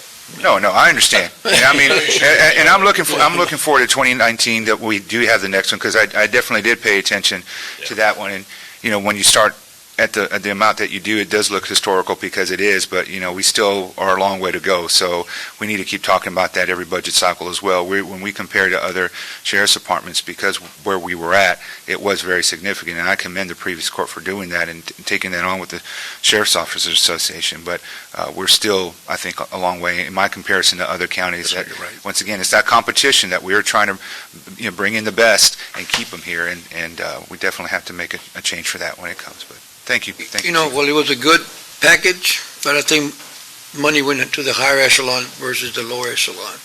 And that thing should have been the other way around. And that was one of the things that I brought up when I told the other Joe Gonzalez, that they should be taking care of the lower echelon, not the higher echelon, because those are the ones we want to keep. It's the jailers, the one that works in the jail. So, and I don't know, what's the entry pay for a jailer now? What's the entry pay? 30? I don't know the exact yearly amount. Without having the number right. Do we know, Steve? Well, I'll tell you that not only, the court as a whole, I know you've had the perspective to it, but if you don't keep a structure in there in the ranks, the sergeant doesn't want to be a sergeant anymore. He'd rather not have and we had that in the jail, and we had to raise the sergeant several years ago, a step in there, because the sheriff came and said, the sergeant doesn't want that responsibility. And so if you don't keep a progression of your management, like, from the chiefs down to the lieutenants, the sergeants, to the deputies, if you have no progression in there, pay-wise, it's just like... Yeah, our collective bargaining agreement the last time included all of that. Absolutely, they all got raises. All the steps. Lower, upper, middle, and they came back with it, and they ratified it. It was what they wanted, it was what they asked for, it was what they voted on as a membership overwhelmingly, so, and we ratified that, so. So what's the entry pay for a jailer?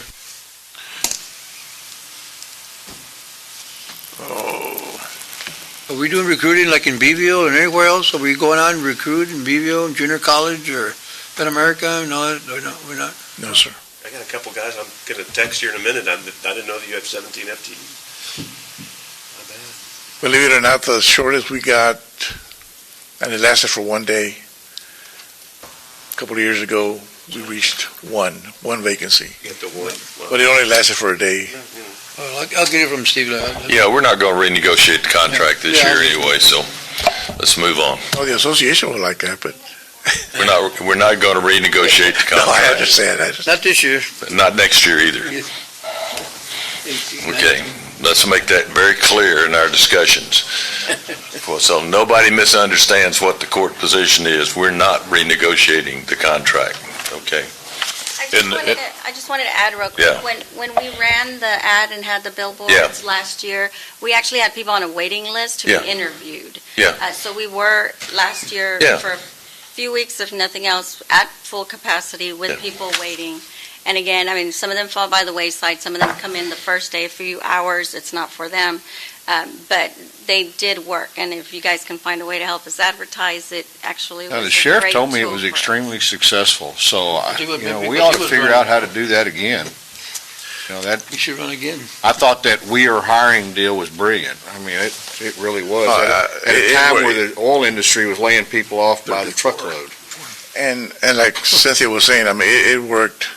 We saw the difference every day. I sat in the recruiter's office one day for about an hour visiting with him, and that phone must have rang 10 times, people wanting information and applications. So it did work. It was very effective. Okay. But like I said, it cost us a lot of money. Any other questions, Sheriff's Department? Anything else? We just Appreciate you guys. One more request, Cynthia. You have any questions for Chief Pedro? Sure, no, good. Thank you. Thank you. Thank you very much. It was just one statement on 1330. That's our state forfeiture account.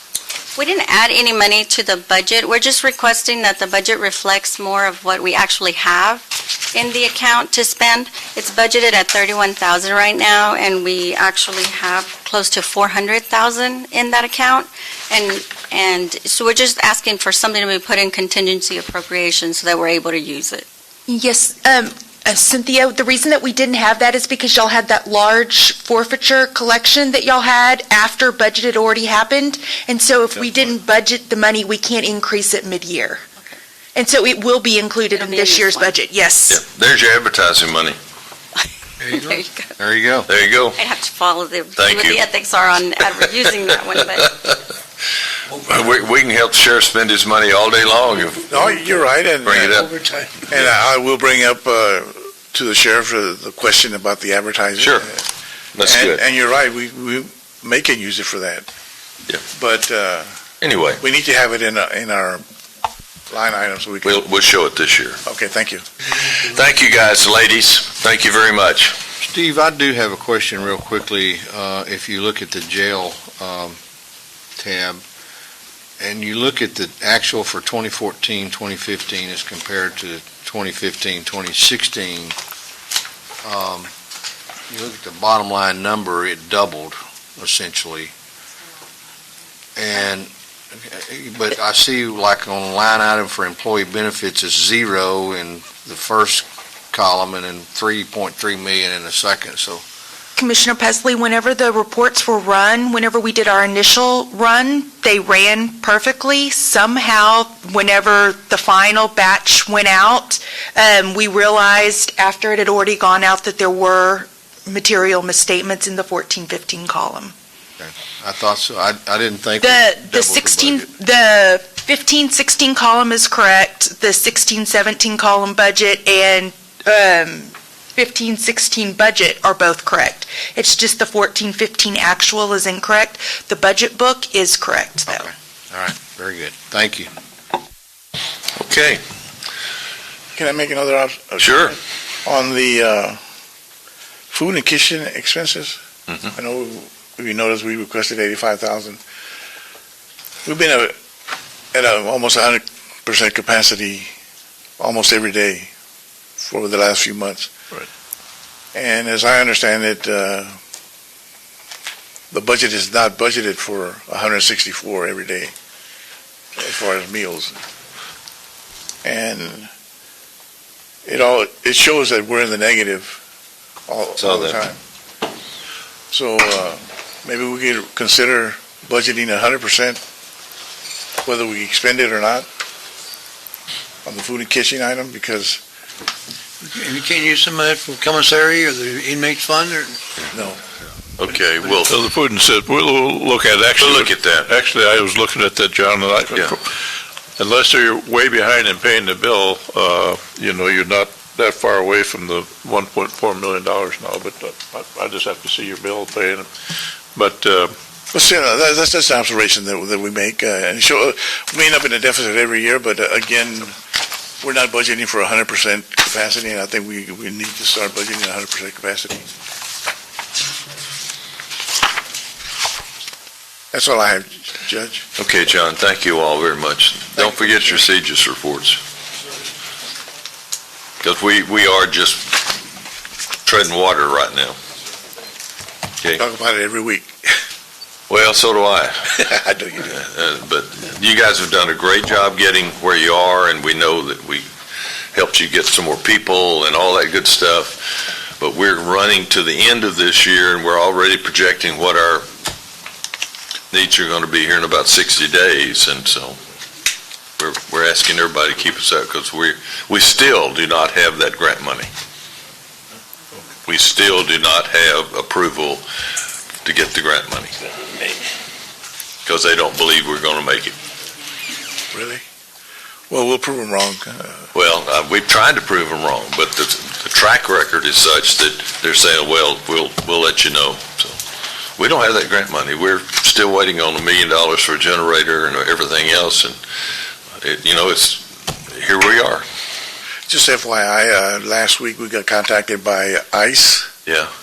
And I don't know if you know about it. They No. were wanting to know if we could provide 100 beds for them. We said, What, you got room at your house?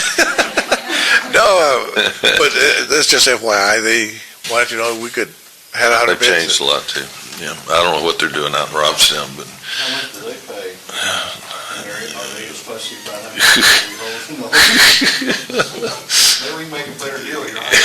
Well, if they hold them at jail for 1 to whatever, they don't fall under jail standards, so it's not for 148 ratio. They can. Well, you don't have room to shoehorn anybody Oh, into I that know, jail I know. right now, so let's don't even think about that. That was just an FYI. Yeah, FYI. Thank you, John. I'll FYI you guys in about 30 days and see where you are, so, okay, thank you. Tell the sheriff thank you. Thanks very much. Thank you. Good job. Thank you very much. Well, Miss Ann, good morning. District Clerk, welcome.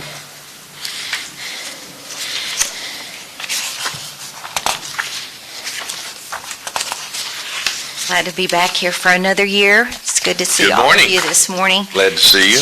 I need to apologize to the court and to all of, to Mr. Waterman and Teresa and Lisa and Kristen. There was one additional personnel request form that I left out of my presentation and the papers that I sent over to the auditors.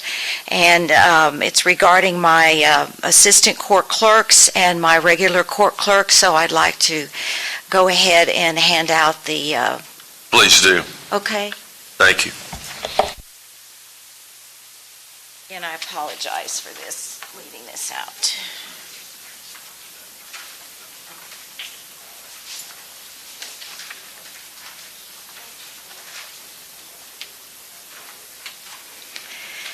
I know that for the last 2 years, I've come before the court and I have asked for a lot of equipment to get us caught up with the Odyssey court management system, and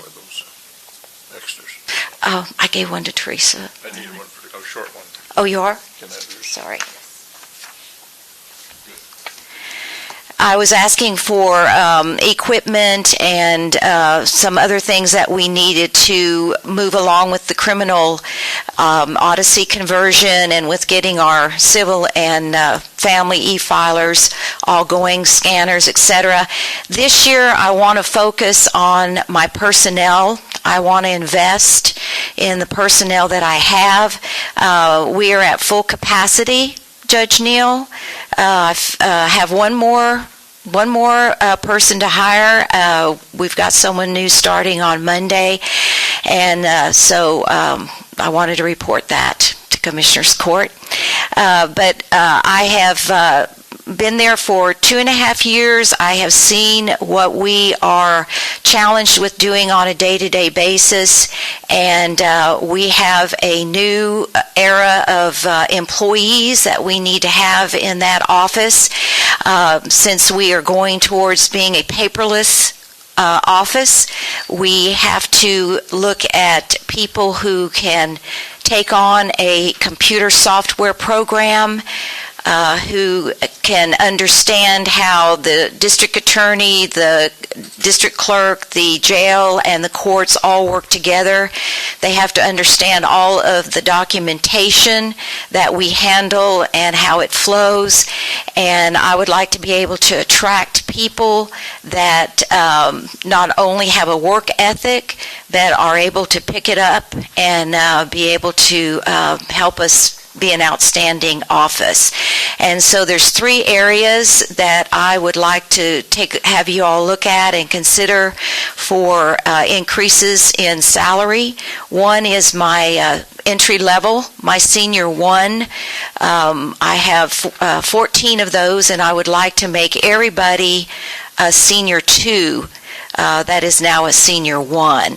That will give a little bit more of an incentive for people that possibly have some legal background to be able to apply, and instead of us having to start at the very beginning and take about a year and a half to get these clerks familiar enough to be able to be on their own and perhaps stay more than 2 years and want to have a career with our department. So that's one area I'd like the Commissioners Court to look at. Also, another area, the one that I just handed you is regarding our courts and our court clerks. I am commanded by the Constitution to be sure that a clerk is assigned to every court. We have 13 courts. Commissioner Chesney's familiar with that. And we have 4 rovers that are there. They're necessary to replace any of those court clerks at any time. We expect them to know just as much as the court clerks do, but we are not paying them as a court clerk. They have to, as soon as one of our regular court clerks is not available, we have to send a rover up there to take her place. So they would be doing exactly what that official court clerk does. So I would like to ask the Commissioners Court to take a look at making the 4 roving court clerks full court clerks as well, giving them that pay. And then I also have another area that I'm interested in, and that is my bookkeeping, my financial end of the department. We've worked very diligently for the last 2.5 years to bring that particular area of the district clerks up to standards. I know that was took quite a hit during the audit, and so I believe that we are now at a point where we are able to get our reports to you on time, and we have worked with the Odyssey people, the Tyler Technology people, to make sure that we know how to enter our financials and produce the reports that are needed. I know that these the people that I have back there all have their tasks, they all have their priorities, they're dedicated, and I feel that they, other than the supervisor and my financial supervisor, I believe all of the other clerks in my bookkeeping should be accounting assistants because of their responsibilities with the finance.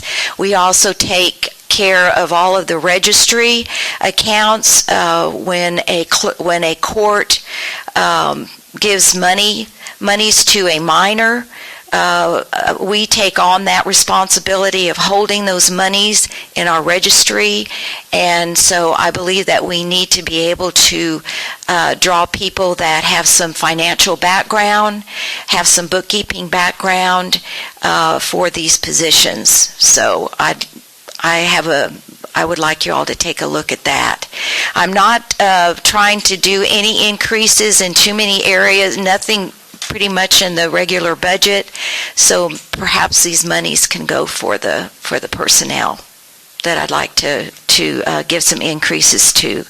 Also, another area that I want to take a look at in 2017 and 2018 is the records management and the preservation. I know that there is I know that these are revenue departments that I have, and I would like to try to be sure that we're collecting all of the fees that are necessary.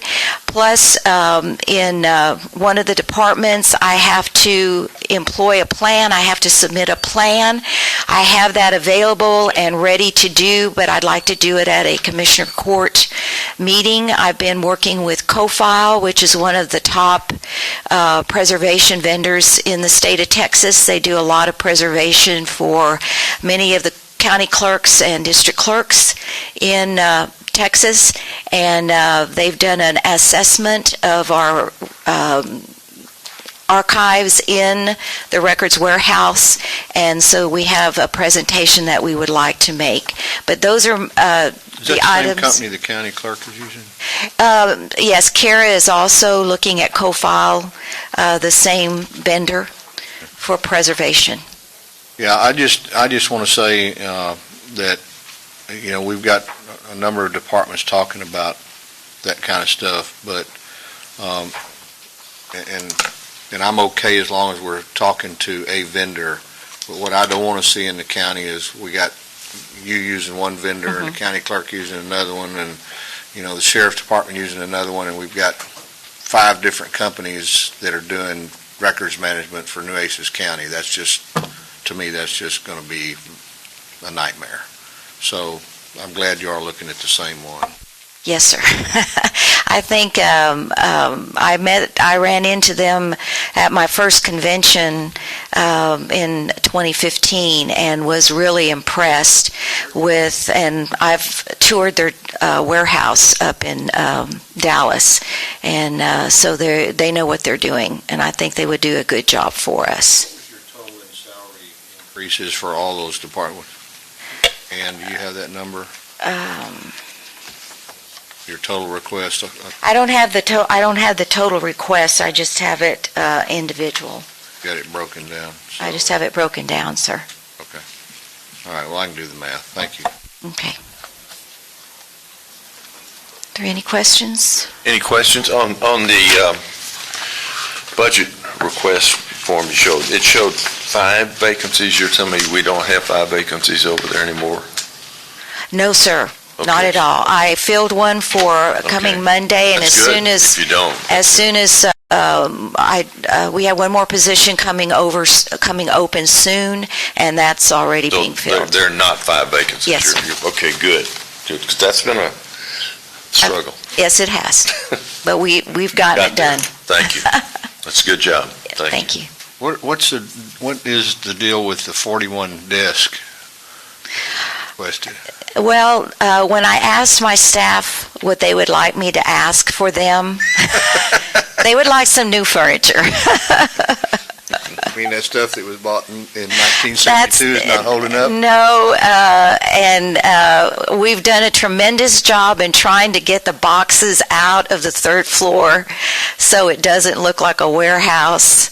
And It is now fair. we're starting to see how kind of bad the furniture is. Yes. Oscar Solis brought those desks. He didn't have any problem with it. So it's not old furniture, it's antique. Pardon? It's not old furniture. It's not antique? It's antique, that's right. That's right. And I told him, I said, I'm going to throw everything at the Commissioner's Court and we'll see what we get.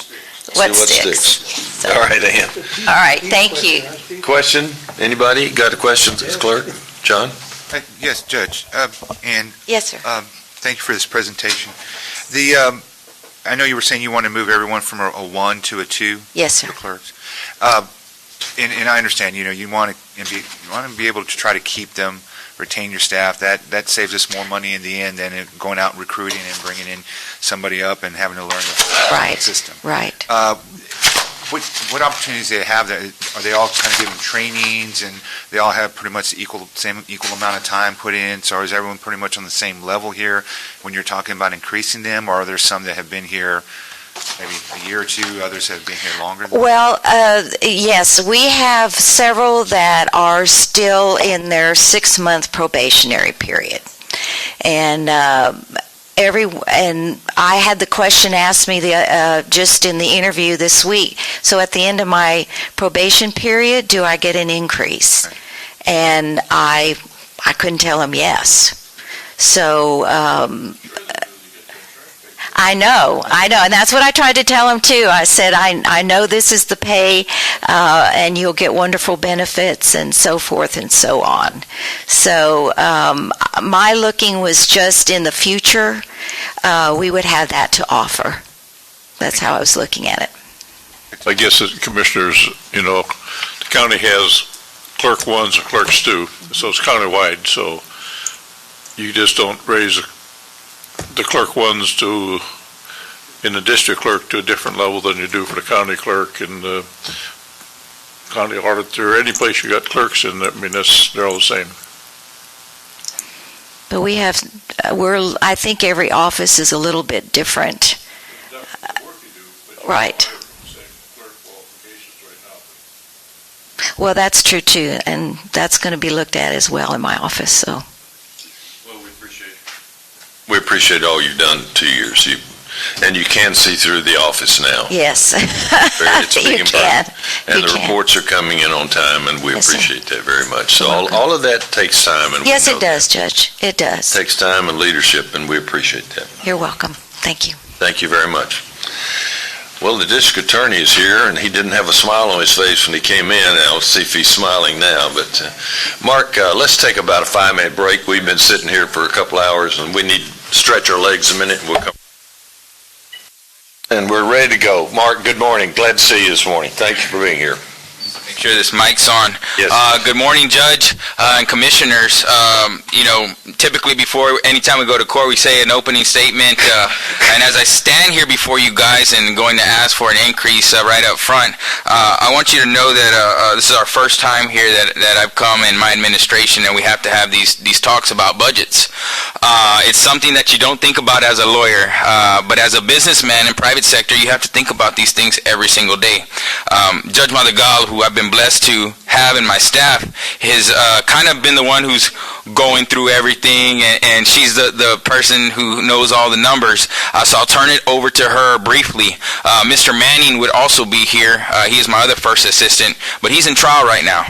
That's one of the things that I want you guys to know, and I hope that you're aware of, that not only does he work and still try cases, I myself will be continuing to try cases, as well as Judge Madrigal. We want to send a message to our staff that it's very important to be involved and to be active. That's what we should do. It's not just as an elected position, but we're still lawyers, we're still workers.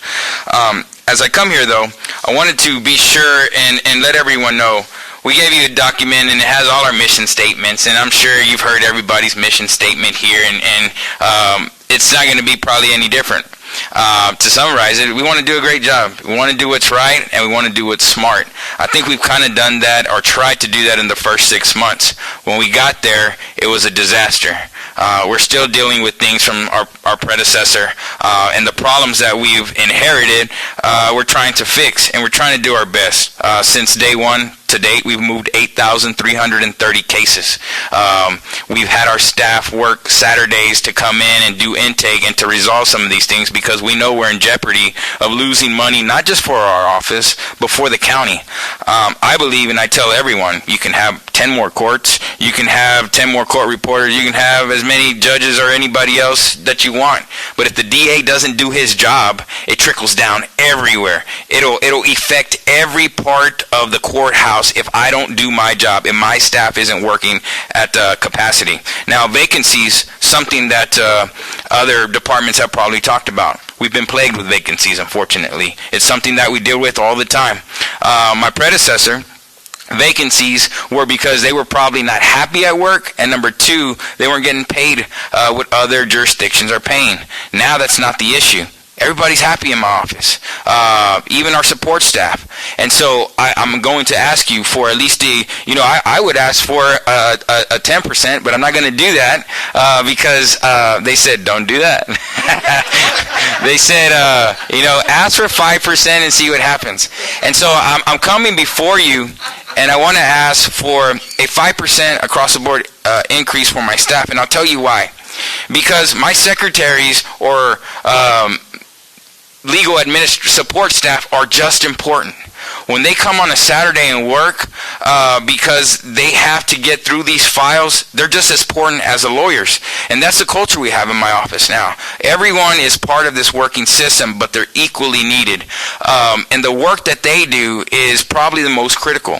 Inputting CJIS numbers or TRN numbers, so that way we can get to the district clerks, or so that way everything's up and going.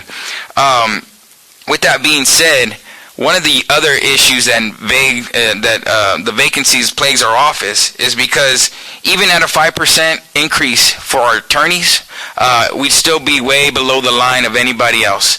And I tell you, well, you know what? You get to work in a great place. Corpus is a beautiful city. Nueces County is my home, and I love Corpus, and I love Agua Dulce, is where I'm from. But that's why people are going to want to work in our office, even if they're not getting paid what, Kingsville, our neighbors to the south. My guy who makes $53,000. Now, CCISD went up to $43,000. This is a teacher their job is way probably harder than any of us sitting here, I'll say that. But for my starting attorneys, $53,000, and that's still with debt. Anybody knows if you're an attorney, those student loans, I'll pay them till I die probably.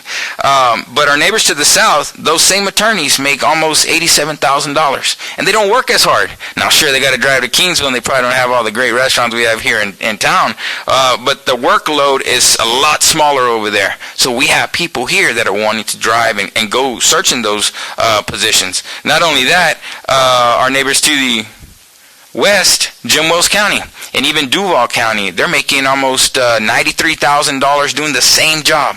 So in those positions, even though they are limited, we are going to lose people. We just lost two attorneys, Ms. Franklin and Mr. Schaefer. Ms. Franklin went to Todd Hunter's firm. There's no way I could compete with that. He's getting paid way more money, and so I totally understand that. But now we're having these conversations that are saying, you know what? You have to do what's best for your family. I understand that. I know you're happy here. I'm glad you're happy, but you still have to do what's best for you. And so we're asking for that increase, because even at the 53, whenever we have, it will help them to want to work harder. And that's what we really need to accomplish, is more of a morale thing. They're still not going to be paid even close to the others, and that's okay. But that's something that we can say in good faith. And I also want you to think of it as an investment, not only in the DA's office, but in the county. Judge Madrigal was going to go over with some of the programs that we want to implement, which is one of the Sightner lease programs. This program is going to make the county money. And whatever it doesn't make the county, it will save the county money. It'll generate revenue for our office, which we will be able to be hopefully self-sufficient. We don't want to have to come ask or hope that the county has enough so we can do what we need to do, but we want to generate money and revenue so that way we can operate accordingly. Also, we want to have experienced attorneys. We brought on Ray Pena, who is he was a defense attorney, and now he is doing one of our biggest crime caseloads. He's a very skilled attorney. He's doing it probably because he's bored, but having experienced lawyers will save us money in the long run. Think of a capital murder. That person sits in jail forever. Not only that, it's automatic appeals that are triggered, whether we seek the death penalty or not. My office has that capability. If I do seek the death penalty, guess what? The county has to pay for thousands of dollars in a mitigator. A mitigator will come and decide and spend tons of money. Not only that, court-appointed fees. Court-appointed fees will drain the county of a lot of money where it can be used other places if the DA's office is smart. If we can resolve cases in a way where perhaps not court-appointed attorneys aren't always needed, then we can save the county money. And if a person doesn't sit in jail for longer than they should, that saves the county money. And it saves it in a way where liability, if they're not in jail, they can't get hurt in jail. If they're not in jail, they can't get treatment in jail. And not only that, it saves that daily dollar amount that always fluctuates, whether it's $81,000 or $33,000. So I know the question is probably going to be, well, how much is this 5% going to cost us? That number should be about $364,000 for the year for our entire staff. How much money are we going to save you?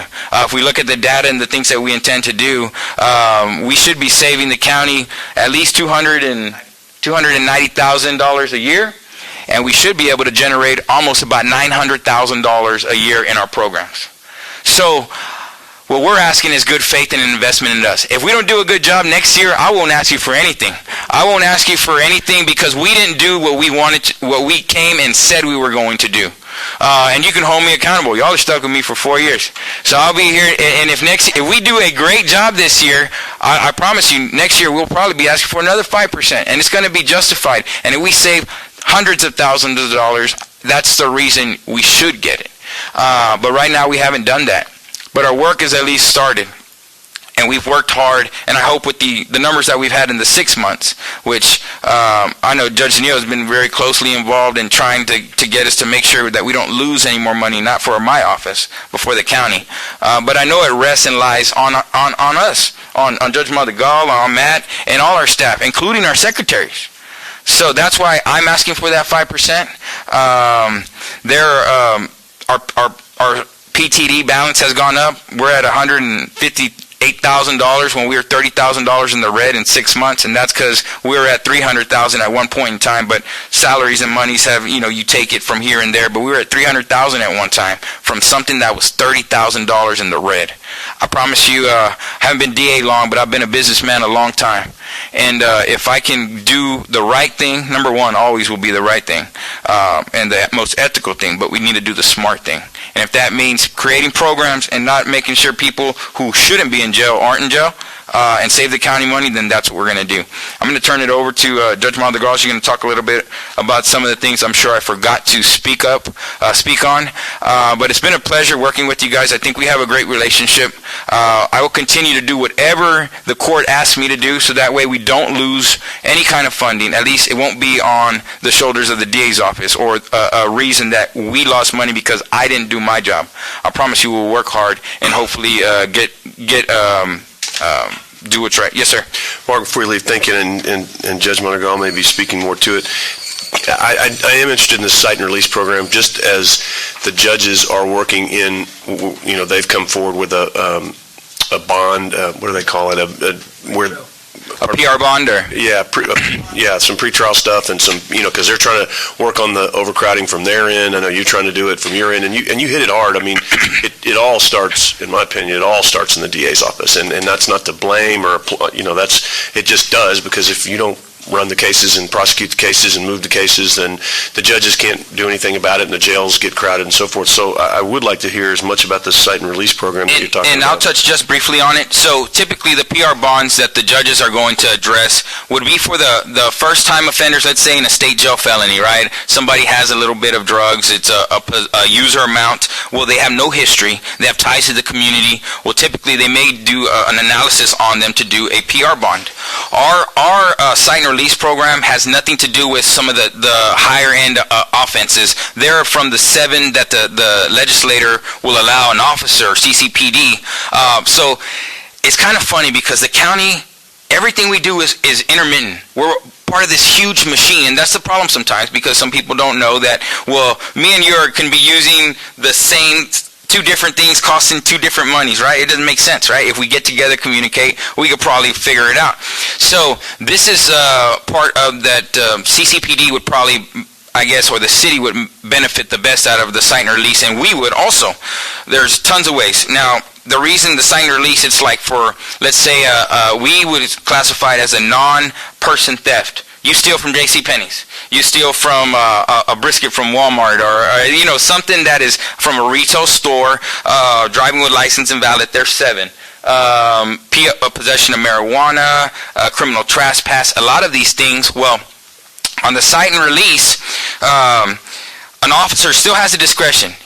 Every time an officer can arrest you, I mean, he will always have that discretion, but he doesn't always have to bring you to jail.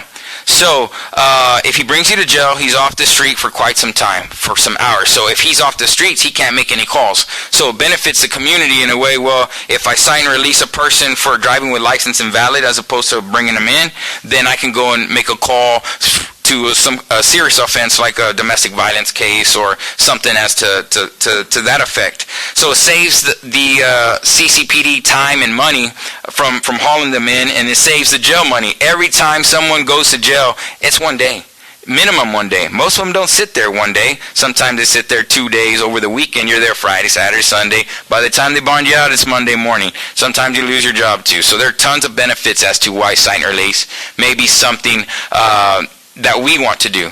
But there's also the CJIS compliant, right? So there's TRN numbers that we have to do. So that's part of the reason Judge Montegal is going to talk about that, where we want to add at least 2 additional staff to get all those numbers. Because we want to have, so what do you do when you have these people that are cite and release? Well, you have to magistrate them, okay? And so we can't do it now at the sheriff's office, but so the DA's office will take on the responsibility of magistrating them and assigning them these TRN numbers. We'll do it in an area, let's say the central jury room, where every 14 days, those people come in. And not only will they come in, they'll enter their plea, and if we have a good program, they don't have to get a court-appointed attorney. We work it out right then and there. Saves the county money from court-appointed attorneys, saves the jail money because they never went to jail. We still got our TRN for CJIS, so we're all compliant. So it's something that if we work on it, it saves the city money. It keeps officers on the street. where they should be to answer the serious calls, saves the county money at the sheriff's department, and it makes us a little revenue because we're doing programs where we're going to get some of these PTDs to help our office. So how do you coordinate that? You go to local law enforcement and you do Right. some sort of agreement? Or Sure. So this is something that they want to do also. This is our idea, but it's their idea too. Yeah. And there may be some proponents who say, you know what, I don't think you should do cite and release on marijuana, or I don't think you should do cite and release on something else. The officer has discretion at every single time. It's just something that they can decide to do. But those will be the 7 offenses that an officer will be able to do. The first day on the job, the first week, the chief for CCISD. Now this was like, Mark, how can we do cite and release? And I told him, look, I think it's a great idea, but we don't have the infrastructure yet. It's like building a house with no water, building a house with no electricity. Sure, I'd like to live in it, but we can't, And he told me, Mark, the biggest problem I have is when I have a kid who gets caught with a joint or something, and I have to take him to jail, my officer is not in the cafeteria for almost 2 hours, and that's when the biggest stuff happens. That's when these fights happen where somebody really gets hurt or an aggravated assault occurs. He's all, if I can cite and release them, then you don't know how safer the schools will be. And I said, you know what, that's an interesting idea. And he said, what happens anyways is we go to, we take them to juvenile, we waste about 2 hours, and then they still go home with their parents. And so that happens anyways whenever they get arrested. The principal would well, Judge. And so the principal would still be able to make contact with the family, and then they're released to their parents either way, and then still continued on whatever in-school suspension or alternative programs. I know it was called in-school suspension when we got licks when I was young, so I didn't, you got caught doing something, there was no suspension, you're getting wore out. But you didn't have that happen to you often, did you, Mark? Oh, every week. I played football, so if I forgot a sock or a shimmel, I lived with my dad, so it was a lick per clothing piece, so I got it once a week, so. But that's how the cite and release program, it's beneficial to all the agencies that want to. We know CCPD is on board. We know. But how do you administratively? Okay, so have an agreement? They have the capability to do the cite and release right now. It's just if they do it, how is it going to come to the DA's office? Gotcha. So that's the communication part that we have to work on. But you have to put some infrastructure in place to be able to administrate it. Right. So what we'll have to do is hopefully get the 2 clerks to be there on these Fridays and to put all these numbers. The sign or release, they already have automatic ticket writers, right? So now you just add some more to be able to do that. And then they come and come before us, and then we can work something out, which I promise you 90% of the time they're going to work something out. It's going to save 90% on court-appointed fees, 90% from not going to jail, and we'll handle it accordingly. But if they don't show up, then you can issue an arrest warrant. Right, same thing. If they don't show up, and release officer would be one of your assistant DAs, or would be an attorney that you're going to hire to do the release. No, it would be one of our. The release, who? Right, so we would have one of our staff attorneys work on the cite and release. He was asking which staff. We'd get one of the attorneys, maybe the magistrate attorney or one of the intake attorneys to be there for the mass arraignment. We're going to consider it a mass arraignment. And what we did was we try to form it such like municipal court, where it tells you on the ticket within 14 days you have to appear for this mass arraignment. And we plan to have somebody there to be able to talk to them about a plea deal. If they want to waive their right to court-appointed counsel. They can take care of their case right then and there with a pretrial diversion with a $250 fee that goes to the DA's office, and some other options to try to rehabilitate and take care of their case immediately. So you almost want to have this on the first floor, I guess, because we're going to ask to use the central jury room maybe on a Thursday afternoon when it's not being used. For Friday afternoon is for excuses for the jury. So on a Thursday afternoon. Good idea. I'm sure. When they sign their citation. And CCPD, Chief Markle has agreed to pay for the citations, right, which is going to be like a field arrest report with a small narrative and all their information. They're signing, they're promising to appear within that 14-day period. And just like in municipal court, if you fail to appear, a CAPE is issued for you. And that's what we're going to be asking for, too, on that very day they fail to appear. It's like a DPS citation, you have same thing. 14 days to appear in court. But on that very day, you have all the options And the good thing about it is because the jail is currently not accepting sometimes Class A and Class B misdemeanors, we're not getting a TRN number, we're not getting a mug shot, we're not getting the booking information that we need for CJIS compliance. We want to be able to, the extra staff that we've requested, because we've requested a coordinator and we requested other clerks to assist, we need somebody certified to take their fingerprints because we need to get it done there. And we need somebody to assign them a TRN number to be able to, if they dispose their case there, we can take care of everything there at one time and we can be CJIS compliant. We can build the infrastructure and have it set so that we don't have to worry about CJIS compliance through the years. So that'll be the beginning part. So there's two clerks, will be full-time clerks? They're full-time. Because they also have to input every case that we take in has to be put into Odyssey. And that is a major headache. It's double the workload for not only the staff that we have, but also the attorneys in doing intake for the cases that we receive. And then, Steve, how does the money work? He's saying the estimated monthly revenue for DA's office based on 280 monthly citations is $70,000, so that goes just back to... It goes in the general fund. In the general fund, okay. But it becomes a revenue-generating vehicle, becomes a potential revenue-generating vehicle for the county, thus, okay, gotcha, all right. And that is the 280, it's a rough estimate. It's taken into account, and I attached the CCPD arrest numbers for the month. It's a rough estimate. It doesn't include CCISD-PD, Aransas that has already contacted Mr. Gonzalez as well in wanting to be part of the cite and release, because part of our jurisdiction is Aransas.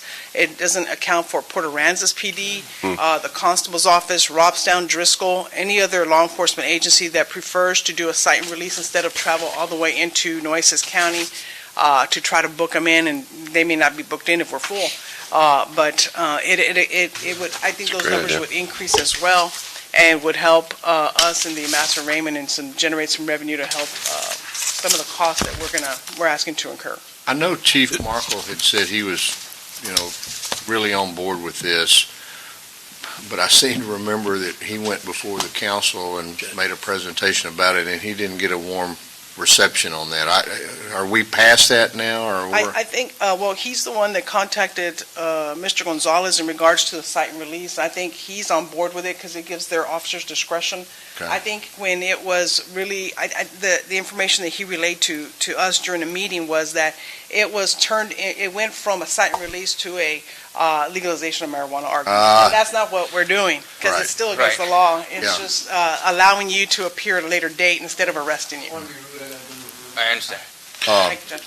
Yeah, I know. I've visited with the sheriff, and he thinks this is a really good idea as well. I think he's on board with this as well. And on the numbers that we presented, it shows not only the savings, not only the generation of funds through the pretrial diversion programs that Mr. Gonzalez has implemented, but it also shows the savings from the court-appointed attorney's fees. If somebody at the very arraignment says, you know what, I don't want a court-appointed, I just want to take care of it, there's a huge savings. And also the jail, $81 a day with just one stay, it's listed on there that it would be a savings of approximately per month, let me see what it was, $22,680 just for the 280. It's not counting all other agencies. Your fee that you're generating is, you say you get about $900,000 revenue. I think that calculates about $250 per person. The fee is per case is $250. Is that it? Okay. Whether they waive the attorney's fees or not, the $250 is still a fee that we would collect?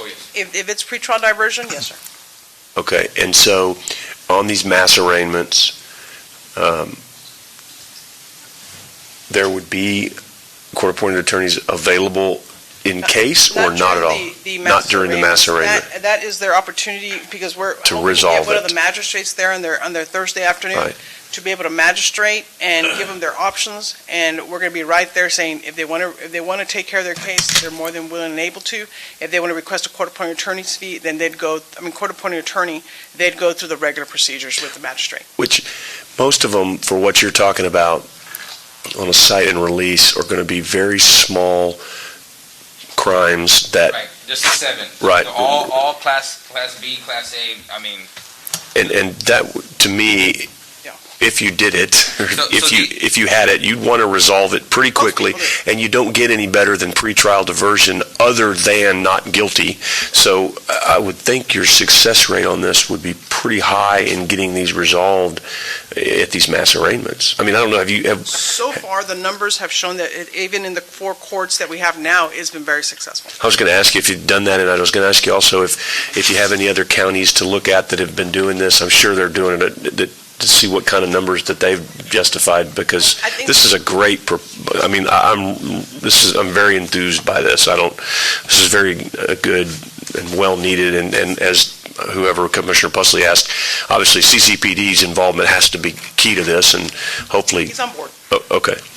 I think most of the new DAs that came on board in 2017 have started programs. I don't think we have numbers from the other counties yet. So the only other, I guess, jurisdiction in the area is Harris County, but they're only doing citing release on marijuana. All these other ones that are the 7 that which we would be doing, they still arrest for those. And so the CCP, Code of Criminal Procedure, the 1406, the arrest that can be, it's criminal mischief. 100 to less than 750. So if you, I guess, slash a tire, or, I don't know, scratch something. Driving with license invalid, possession of marijuana, Class B and Class A, possession of a substance in penalty Group 2A, I guess that could be, or also, let's say you have a pill without a prescription, or theft, all other thefts from 750 down, off, and theft, shoplifting. Those are the 7. Well, I would think that the jail savings alone on this, and I don't know how you exactly figure out the attorney's fees, because you don't know how many you're going to take and how many aren't, but I would think, because what you're telling me is on all of these, if they cite them now, they're taking them to jail? Oh, yeah. So they don't have a choice. So if you're saying there's 280 of these a month on the average, then, that's 280 days. If that's just one day, and as the district attorney pointed out, it's usually not one day, that's going to be a substantial savings. So, and I don't know how this plays out down the road, but I just want to say this is the thing that caught my eye the quickest on all this stuff. I mean, we're going to look at all this, but this is really, what's the right word? It's very inventive, or it's very dynamic proposal, and I appreciate y'all doing this, because it's something that this community, I think, could greatly benefit from if we can figure out how to get it all paid for and do all that, because so being outside the box and taking this on, sometimes it's great to have enthusiastic new administrations, and so I really do. I mean, I'm being very sincere. I appreciate this, because as a former judge, I can tell you this was extremely frustrating to me to get some of the stuff we had, and to have the kids in there that we had in there for periods of time and not have something like this. So thank you for this presentation. I really like it too, and this is the tangible part. I just want to say, and there's always an intangible part.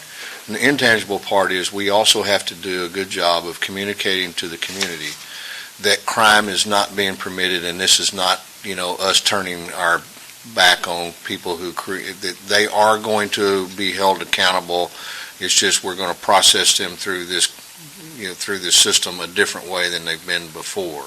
So I think the message has to be to the community, we're still being tough on crime, but we're doing it a different way. And that's an extremely important part of this, because as you said, this is all still in the discretion of the police department. If they choose to cite and release, that's their choice, and they will make that as the law enforcement arm of our community. If they choose not to, because they feel this is a dangerous person, it's a dangerous situation, they've got prior warrants, then Commissioner Pusley hits that completely on the head, that we have to have confidence, and I do, quite frankly, in our law enforcement arm to make sure that they're doing their part of this. And I think we have one of the finest police and sheriff's forces in the country in this area.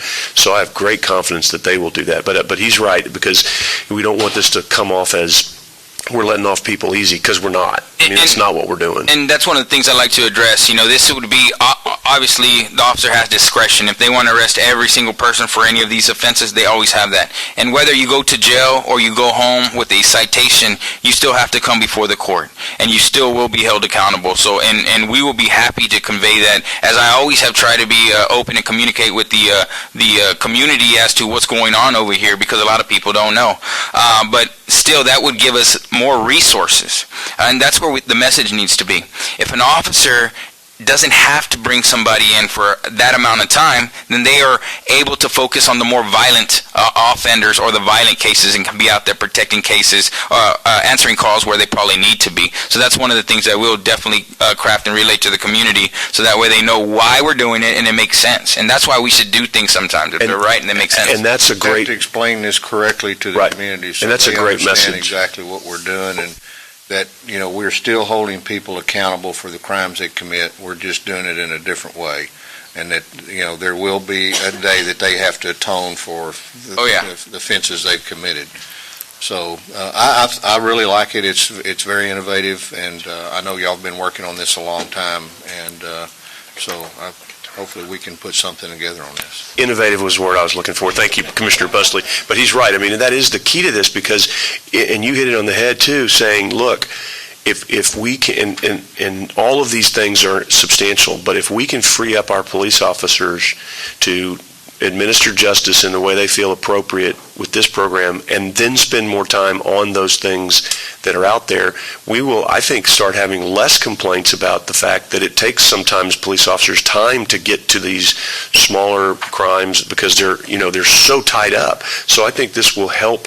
I think this will help make our streets safer if, in fact, we do it correctly. And not only that, one thing we didn't mention is every time that someone goes to jail and then they get lost in the shuffle because they don't have a court date, and there's typically a failure to appear because they don't get their court date. So then they have to rearrest. You're driving, you get another citation, right? And then, oh, you popped up a warrant. I didn't know I had court. Well, yeah, so now you're going back to jail.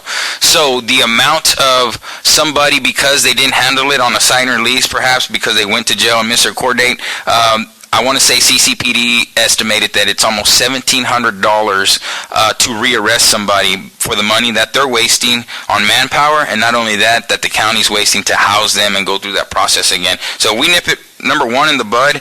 The intangible that we really don't know about could be, it could be exponential whenever you're really thinking, wow, well, how come we're saving so much money? Well, because they handled it that first time, so they didn't get rearrested for missing their court date later down the road.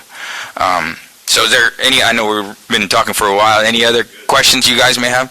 Yeah, so you're promising that if we don't see savings, that you're not going to ask for anything next year. If we don't do a great job and we don't work all the cases and generate revenue, I will not ask you for any. There would be no reason to.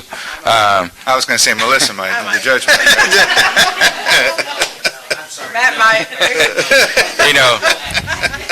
There may be some dissension in the ranks there, Mark. Well, you get here late. That's what happens, Mr. Manning, right? He told us. He said you were trying cases. So but the last thing I'd like to hit on again is, and obviously you see people here that are the people that were either trying a case or work hard. This work doesn't end at 5. For like the other departments, they get to go home. My staff doesn't. They come on weekends. They work after 5 because they're getting calls from witnesses and victims, and they're out there because they care. A lot of people work here I know they don't work here for the money. I hope now they work here because they like the environment and they think their boss is great. But they love this community, and that's why they're here. And so that's why I think the 5% is not. I wish I could get more for all of them, but I think it's the message that the court sends to our staff saying, you know what, we're going to invest in you, and I promise you we'll deliver. And if we don't, then next year you can hold me on the chopping block, and then they'll probably all quit. But my experience has been, in government work that I did before I got here for 15 years, it wasn't for the pay. I worked for a lot of great bosses, and that's what kept me there. And, in the leadership that you and your team have brought, you can see that cultural change that has been needed and has really making a difference. And when you get people of different perspectives on this dais up here to be able to all pretty much agree that the work that you're taking is a good lead, a good start, and is going to be efficient with our tax dollars. That's so important for us as well. Obviously, on your end, administering justice and seeking justice, that's paramount. But also, from our end, looking at the numbers, yes, you're asking for a pay increase, but obviously the work is meriting that. But you're putting in work that will see savings or revenue that is coming into the county by being more efficient. And so, with that all tied in, with good leadership, I think that, you're going to be able to see some great results, and I know next year you'll probably ask for more, because you can justify it. I hope to have it Hopefully we will have that good problem. Say, commissioners and judge, I came last year, and this is how much money we saved you, this is how much money we made you, and this is how much more we want. Hey, Mark, it's all on video, it's all recorded, we got it, man. We just need to confirm it. We appreciate Commissioner Mata's getting that confirmed for us. I do want to say, Mark, I didn't think anybody could inherit a more broken department than Ann Lorenzen did, but obviously yours was in dire need of change. So we appreciate the fact that you've taken it on and you've hit the ground running. You've hired really good people. We're very encouraged by all of that. It means a great deal to this Commissioners Court, but it also means a great deal to this community. Well, thank the Commissioners Court for giving us the opportunity to speak, and Judge Neal. As I said, I just stand here because I'm the DA, but I wouldn't be here with Judge Madrigal, Mr. Manning, and the rest of my staff, especially down to our support staff. The people don't know how important that your secretaries and your administrative assistants really are. They're the ones that keep us afloat and tell us where we're going, and then everyone's equal and needed as equal. So thank you guys for allowing us to speak. Could I interject one question? On your pretrial division, we've reduced from 5 to 3 because the funding wasn't there. You're asking for another position this year. Do you anticipate additional funding in pretrial? I mean, we were letting you have as many as you needed, but the funds weren't there. I think so, Judge. I think that our pretrial offers are being accepted at a much higher rate. We're making more offers, and I think the money's going to be there to be able to substantiate that position. I think that's something we need to take a look at. We have the revenue first because... I think that in order to be CJIS compliance, we need to make sure that each and every case is being closed out correctly, is being closed out timely, and we need that coordinator to be on top of each and every pretrial case that we accept. Okay. Well, my point was, that's a different department. That's a special revenue department. If that position comes on, and if you don't make the revenue, then that's additional general fund. And that's one of the intangibles that we may not know of. But once we get I believe once we get the site and release, that's going to be a whole other group of revenue and potential intangible stuff that could actually come in. So I don't think later on we may have the need to grow that and have, 3 funding positions funded so that way, or hopefully self-sustaining, where we say, look, we're doing great, just allow us to put 3 more on with our own funding. So that's what we would like to do. We want to be self-sustaining. We want to be able to work with what we have. Very good. We appreciate it. Thank you all very much. Thank you. Thank you. Thanks for coming in. What's your backlog upstairs now? Judge, it's still a backlog. We've had, we hire 4 attorneys and we have 3 leave. No, I'm talking about the boxes that are in that room. We're making a dent in it. We're working on it. We have somebody doing intake 100% of the time, which is Michelle Putnam. I'm working on it, and we also, we had promised CCPD to put an attorney at the CCPD for intake, and we accomplished that this past month. Good. We have an attorney there to help, and that will help facilitate some of our cases. Very good. Right. Thank you. From coming back and forth too, which they're happy about. They don't like driving over here and waiting when they shouldn't have to. But when I first got here, we had an attorney down there. Yep. We got that. Yep. Thank you. Thank you. Now, Mark, I wanted to thank you too, and give credit to one of your attorneys who came up and helped us on a deal. We've been trying to get a private property owner to clean their property up for the 8 years I've been here, and he came down to JP Court, Carlos. Right. And I'm tell you what, he did a spectacular job. He scared everybody in the courtroom, and I went home and mowed my grass when the deal was over. But anyway, he did a great job, so thank you very much. So that's one of the other things we did. We had one of the JPs, there's 9 of them, and they were upset because they always had different people, and that person may not know that judge, how they act, or what they like to do. So we have one person, and he's our only JP person, and he handles and goes so the judges have consistency. He knows his cases, he knows the attorney, so that's one of the other changes we made, and it seemed to be working pretty good. It was great. Mark, I'm not trying to throw cold water on what you've done, but this court over the last 3 budgets has increased the pay in the district attorney's office substantially from where it was 3 years ago. And so we haven't ignored the need over there, and we've done a lot of things for the DA that we thought we could do, and it's never enough. And I know that, and your folks know that. But it isn't because we've ignored the DA's office in this court. We have not ignored it, but we just haven't been able to meet Clayburgh County and Duval County and San Pat County, but we do appreciate what you're doing. Oh, and Judge, I think it just sends a message. But I did not say that y'all haven't. This is my first rodeo, so. Yeah, no, we got it. Okay, thank you. Okay. Last one this morning is Martin Longoria. Martin, good morning. It's Veteran Service Officer. We're glad you're here. Thank you for being here. Morning, Judge. Morning, Commissioners. How y'all doing this morning? Welcome. Go ahead. Well, this is my first rodeo, so I kind of came in just to kind of get an idea. Really, the only thing I'm asking is for an upgrade to Ms. Villarreal's position from a 17 to a 19, step 3. So that's the only request that actually I have, because we're a 2-person office. We have 2 work studies, and we can never count on them because sometimes they don't take the amount of courses that's required. So if they're not taking 3 classes or more, Voc Rehab won't send them to us. So sometimes it's just me and her when we have to do different things, and we kind of outstretched ourselves since I've been here. So we've done a lot of things, and we want to continue to do the things that we're doing, and we want to improve on them. But, if you want to keep the help, you got to take care of the help. And, I'm not like the district attorney. I don't have a large staff. It's only me and her. So sometimes we have to put in a little bit of time and effort, to get things done, but I think she's deserving of it. She's been with the county going on 7 years. Oh, my goodness. In August, and so that's why I'm up here, stepping up to make sure she... Well, let me tell you, I probably work as closer with you than any of the members of the court.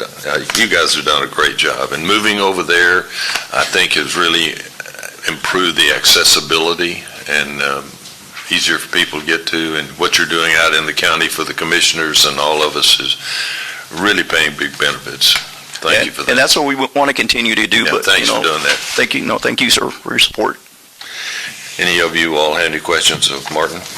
No. Thank you so we really much. appreciate all your efforts, and you weren't here last time. I talked about in public comment about how great the effort was out in Port A, and I think you'd been out in Robstown recently, and I really like that rural approach. I know you're spread thin doing all that stuff, but I really, I've always said bringing government to the people is better than making people come to the government, so I appreciate the fact that you really are out there doing that, and everything else you're doing too. Thank you, sir. I think one thing I have learned from bringing it from the military side of the house is there's so many resources available in the community that people don't really know about them, and if other people aren't going to use them, I surely will, because you got to take advantage of what's out there, and there is a lot of things that are out there. You just got to go and pound the pavement for them. But I thank you for your support. Anything else, gentlemen? Major, one thing you talked about, staffing, and we're going to have that internship up and running by September 1. So that's something that I hope that you and all our departments really look at, and that's you can more rely on them because they need that part of their coursework,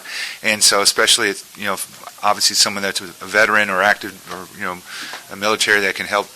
They're going to school, but also help in your office and learn how that works. And also another part, I know that there's different municipalities that have different services they offer to veterans, but the work that you're doing is great for the county, and I'd like to see whatever you can to try to really partner with them to use resources as much as possible to help.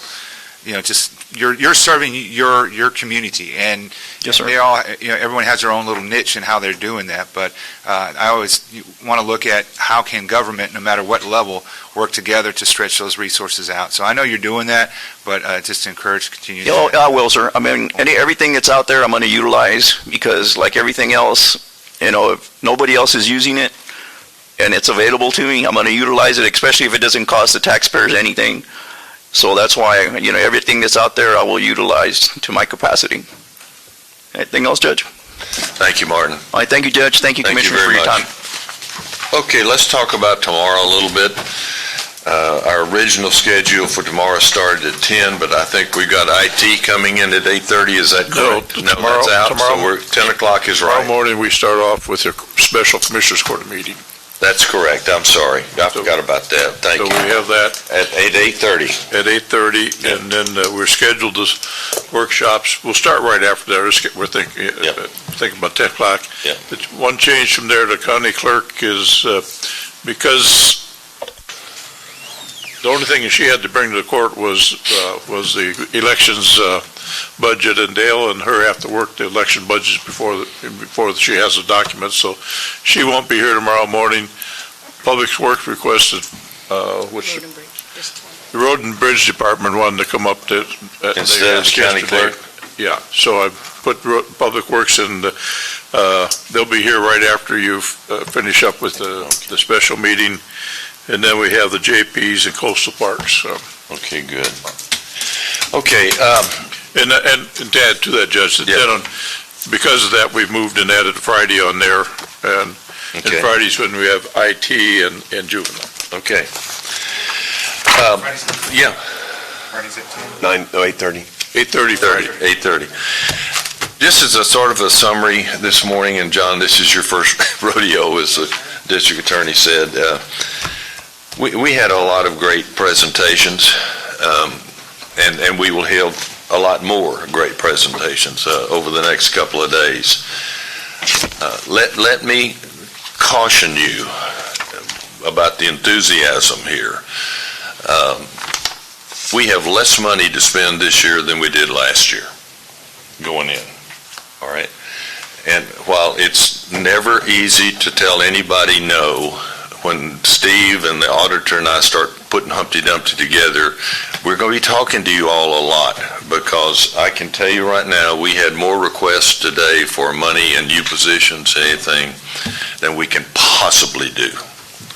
And so I'm not disappointing anybody and anybody else, but we have some ongoing costs going into this next year that are going to hit us really hard. And so just, it's a matter of caution. We're enthusiastic about the people. We want to help them all we can. And we will bring to you guys, with your help, a very good budget. But it is, it's going to be tough. I'll tell you that right now. Okay? So we'll see where we go from here. Okay? Thank you. Thank you.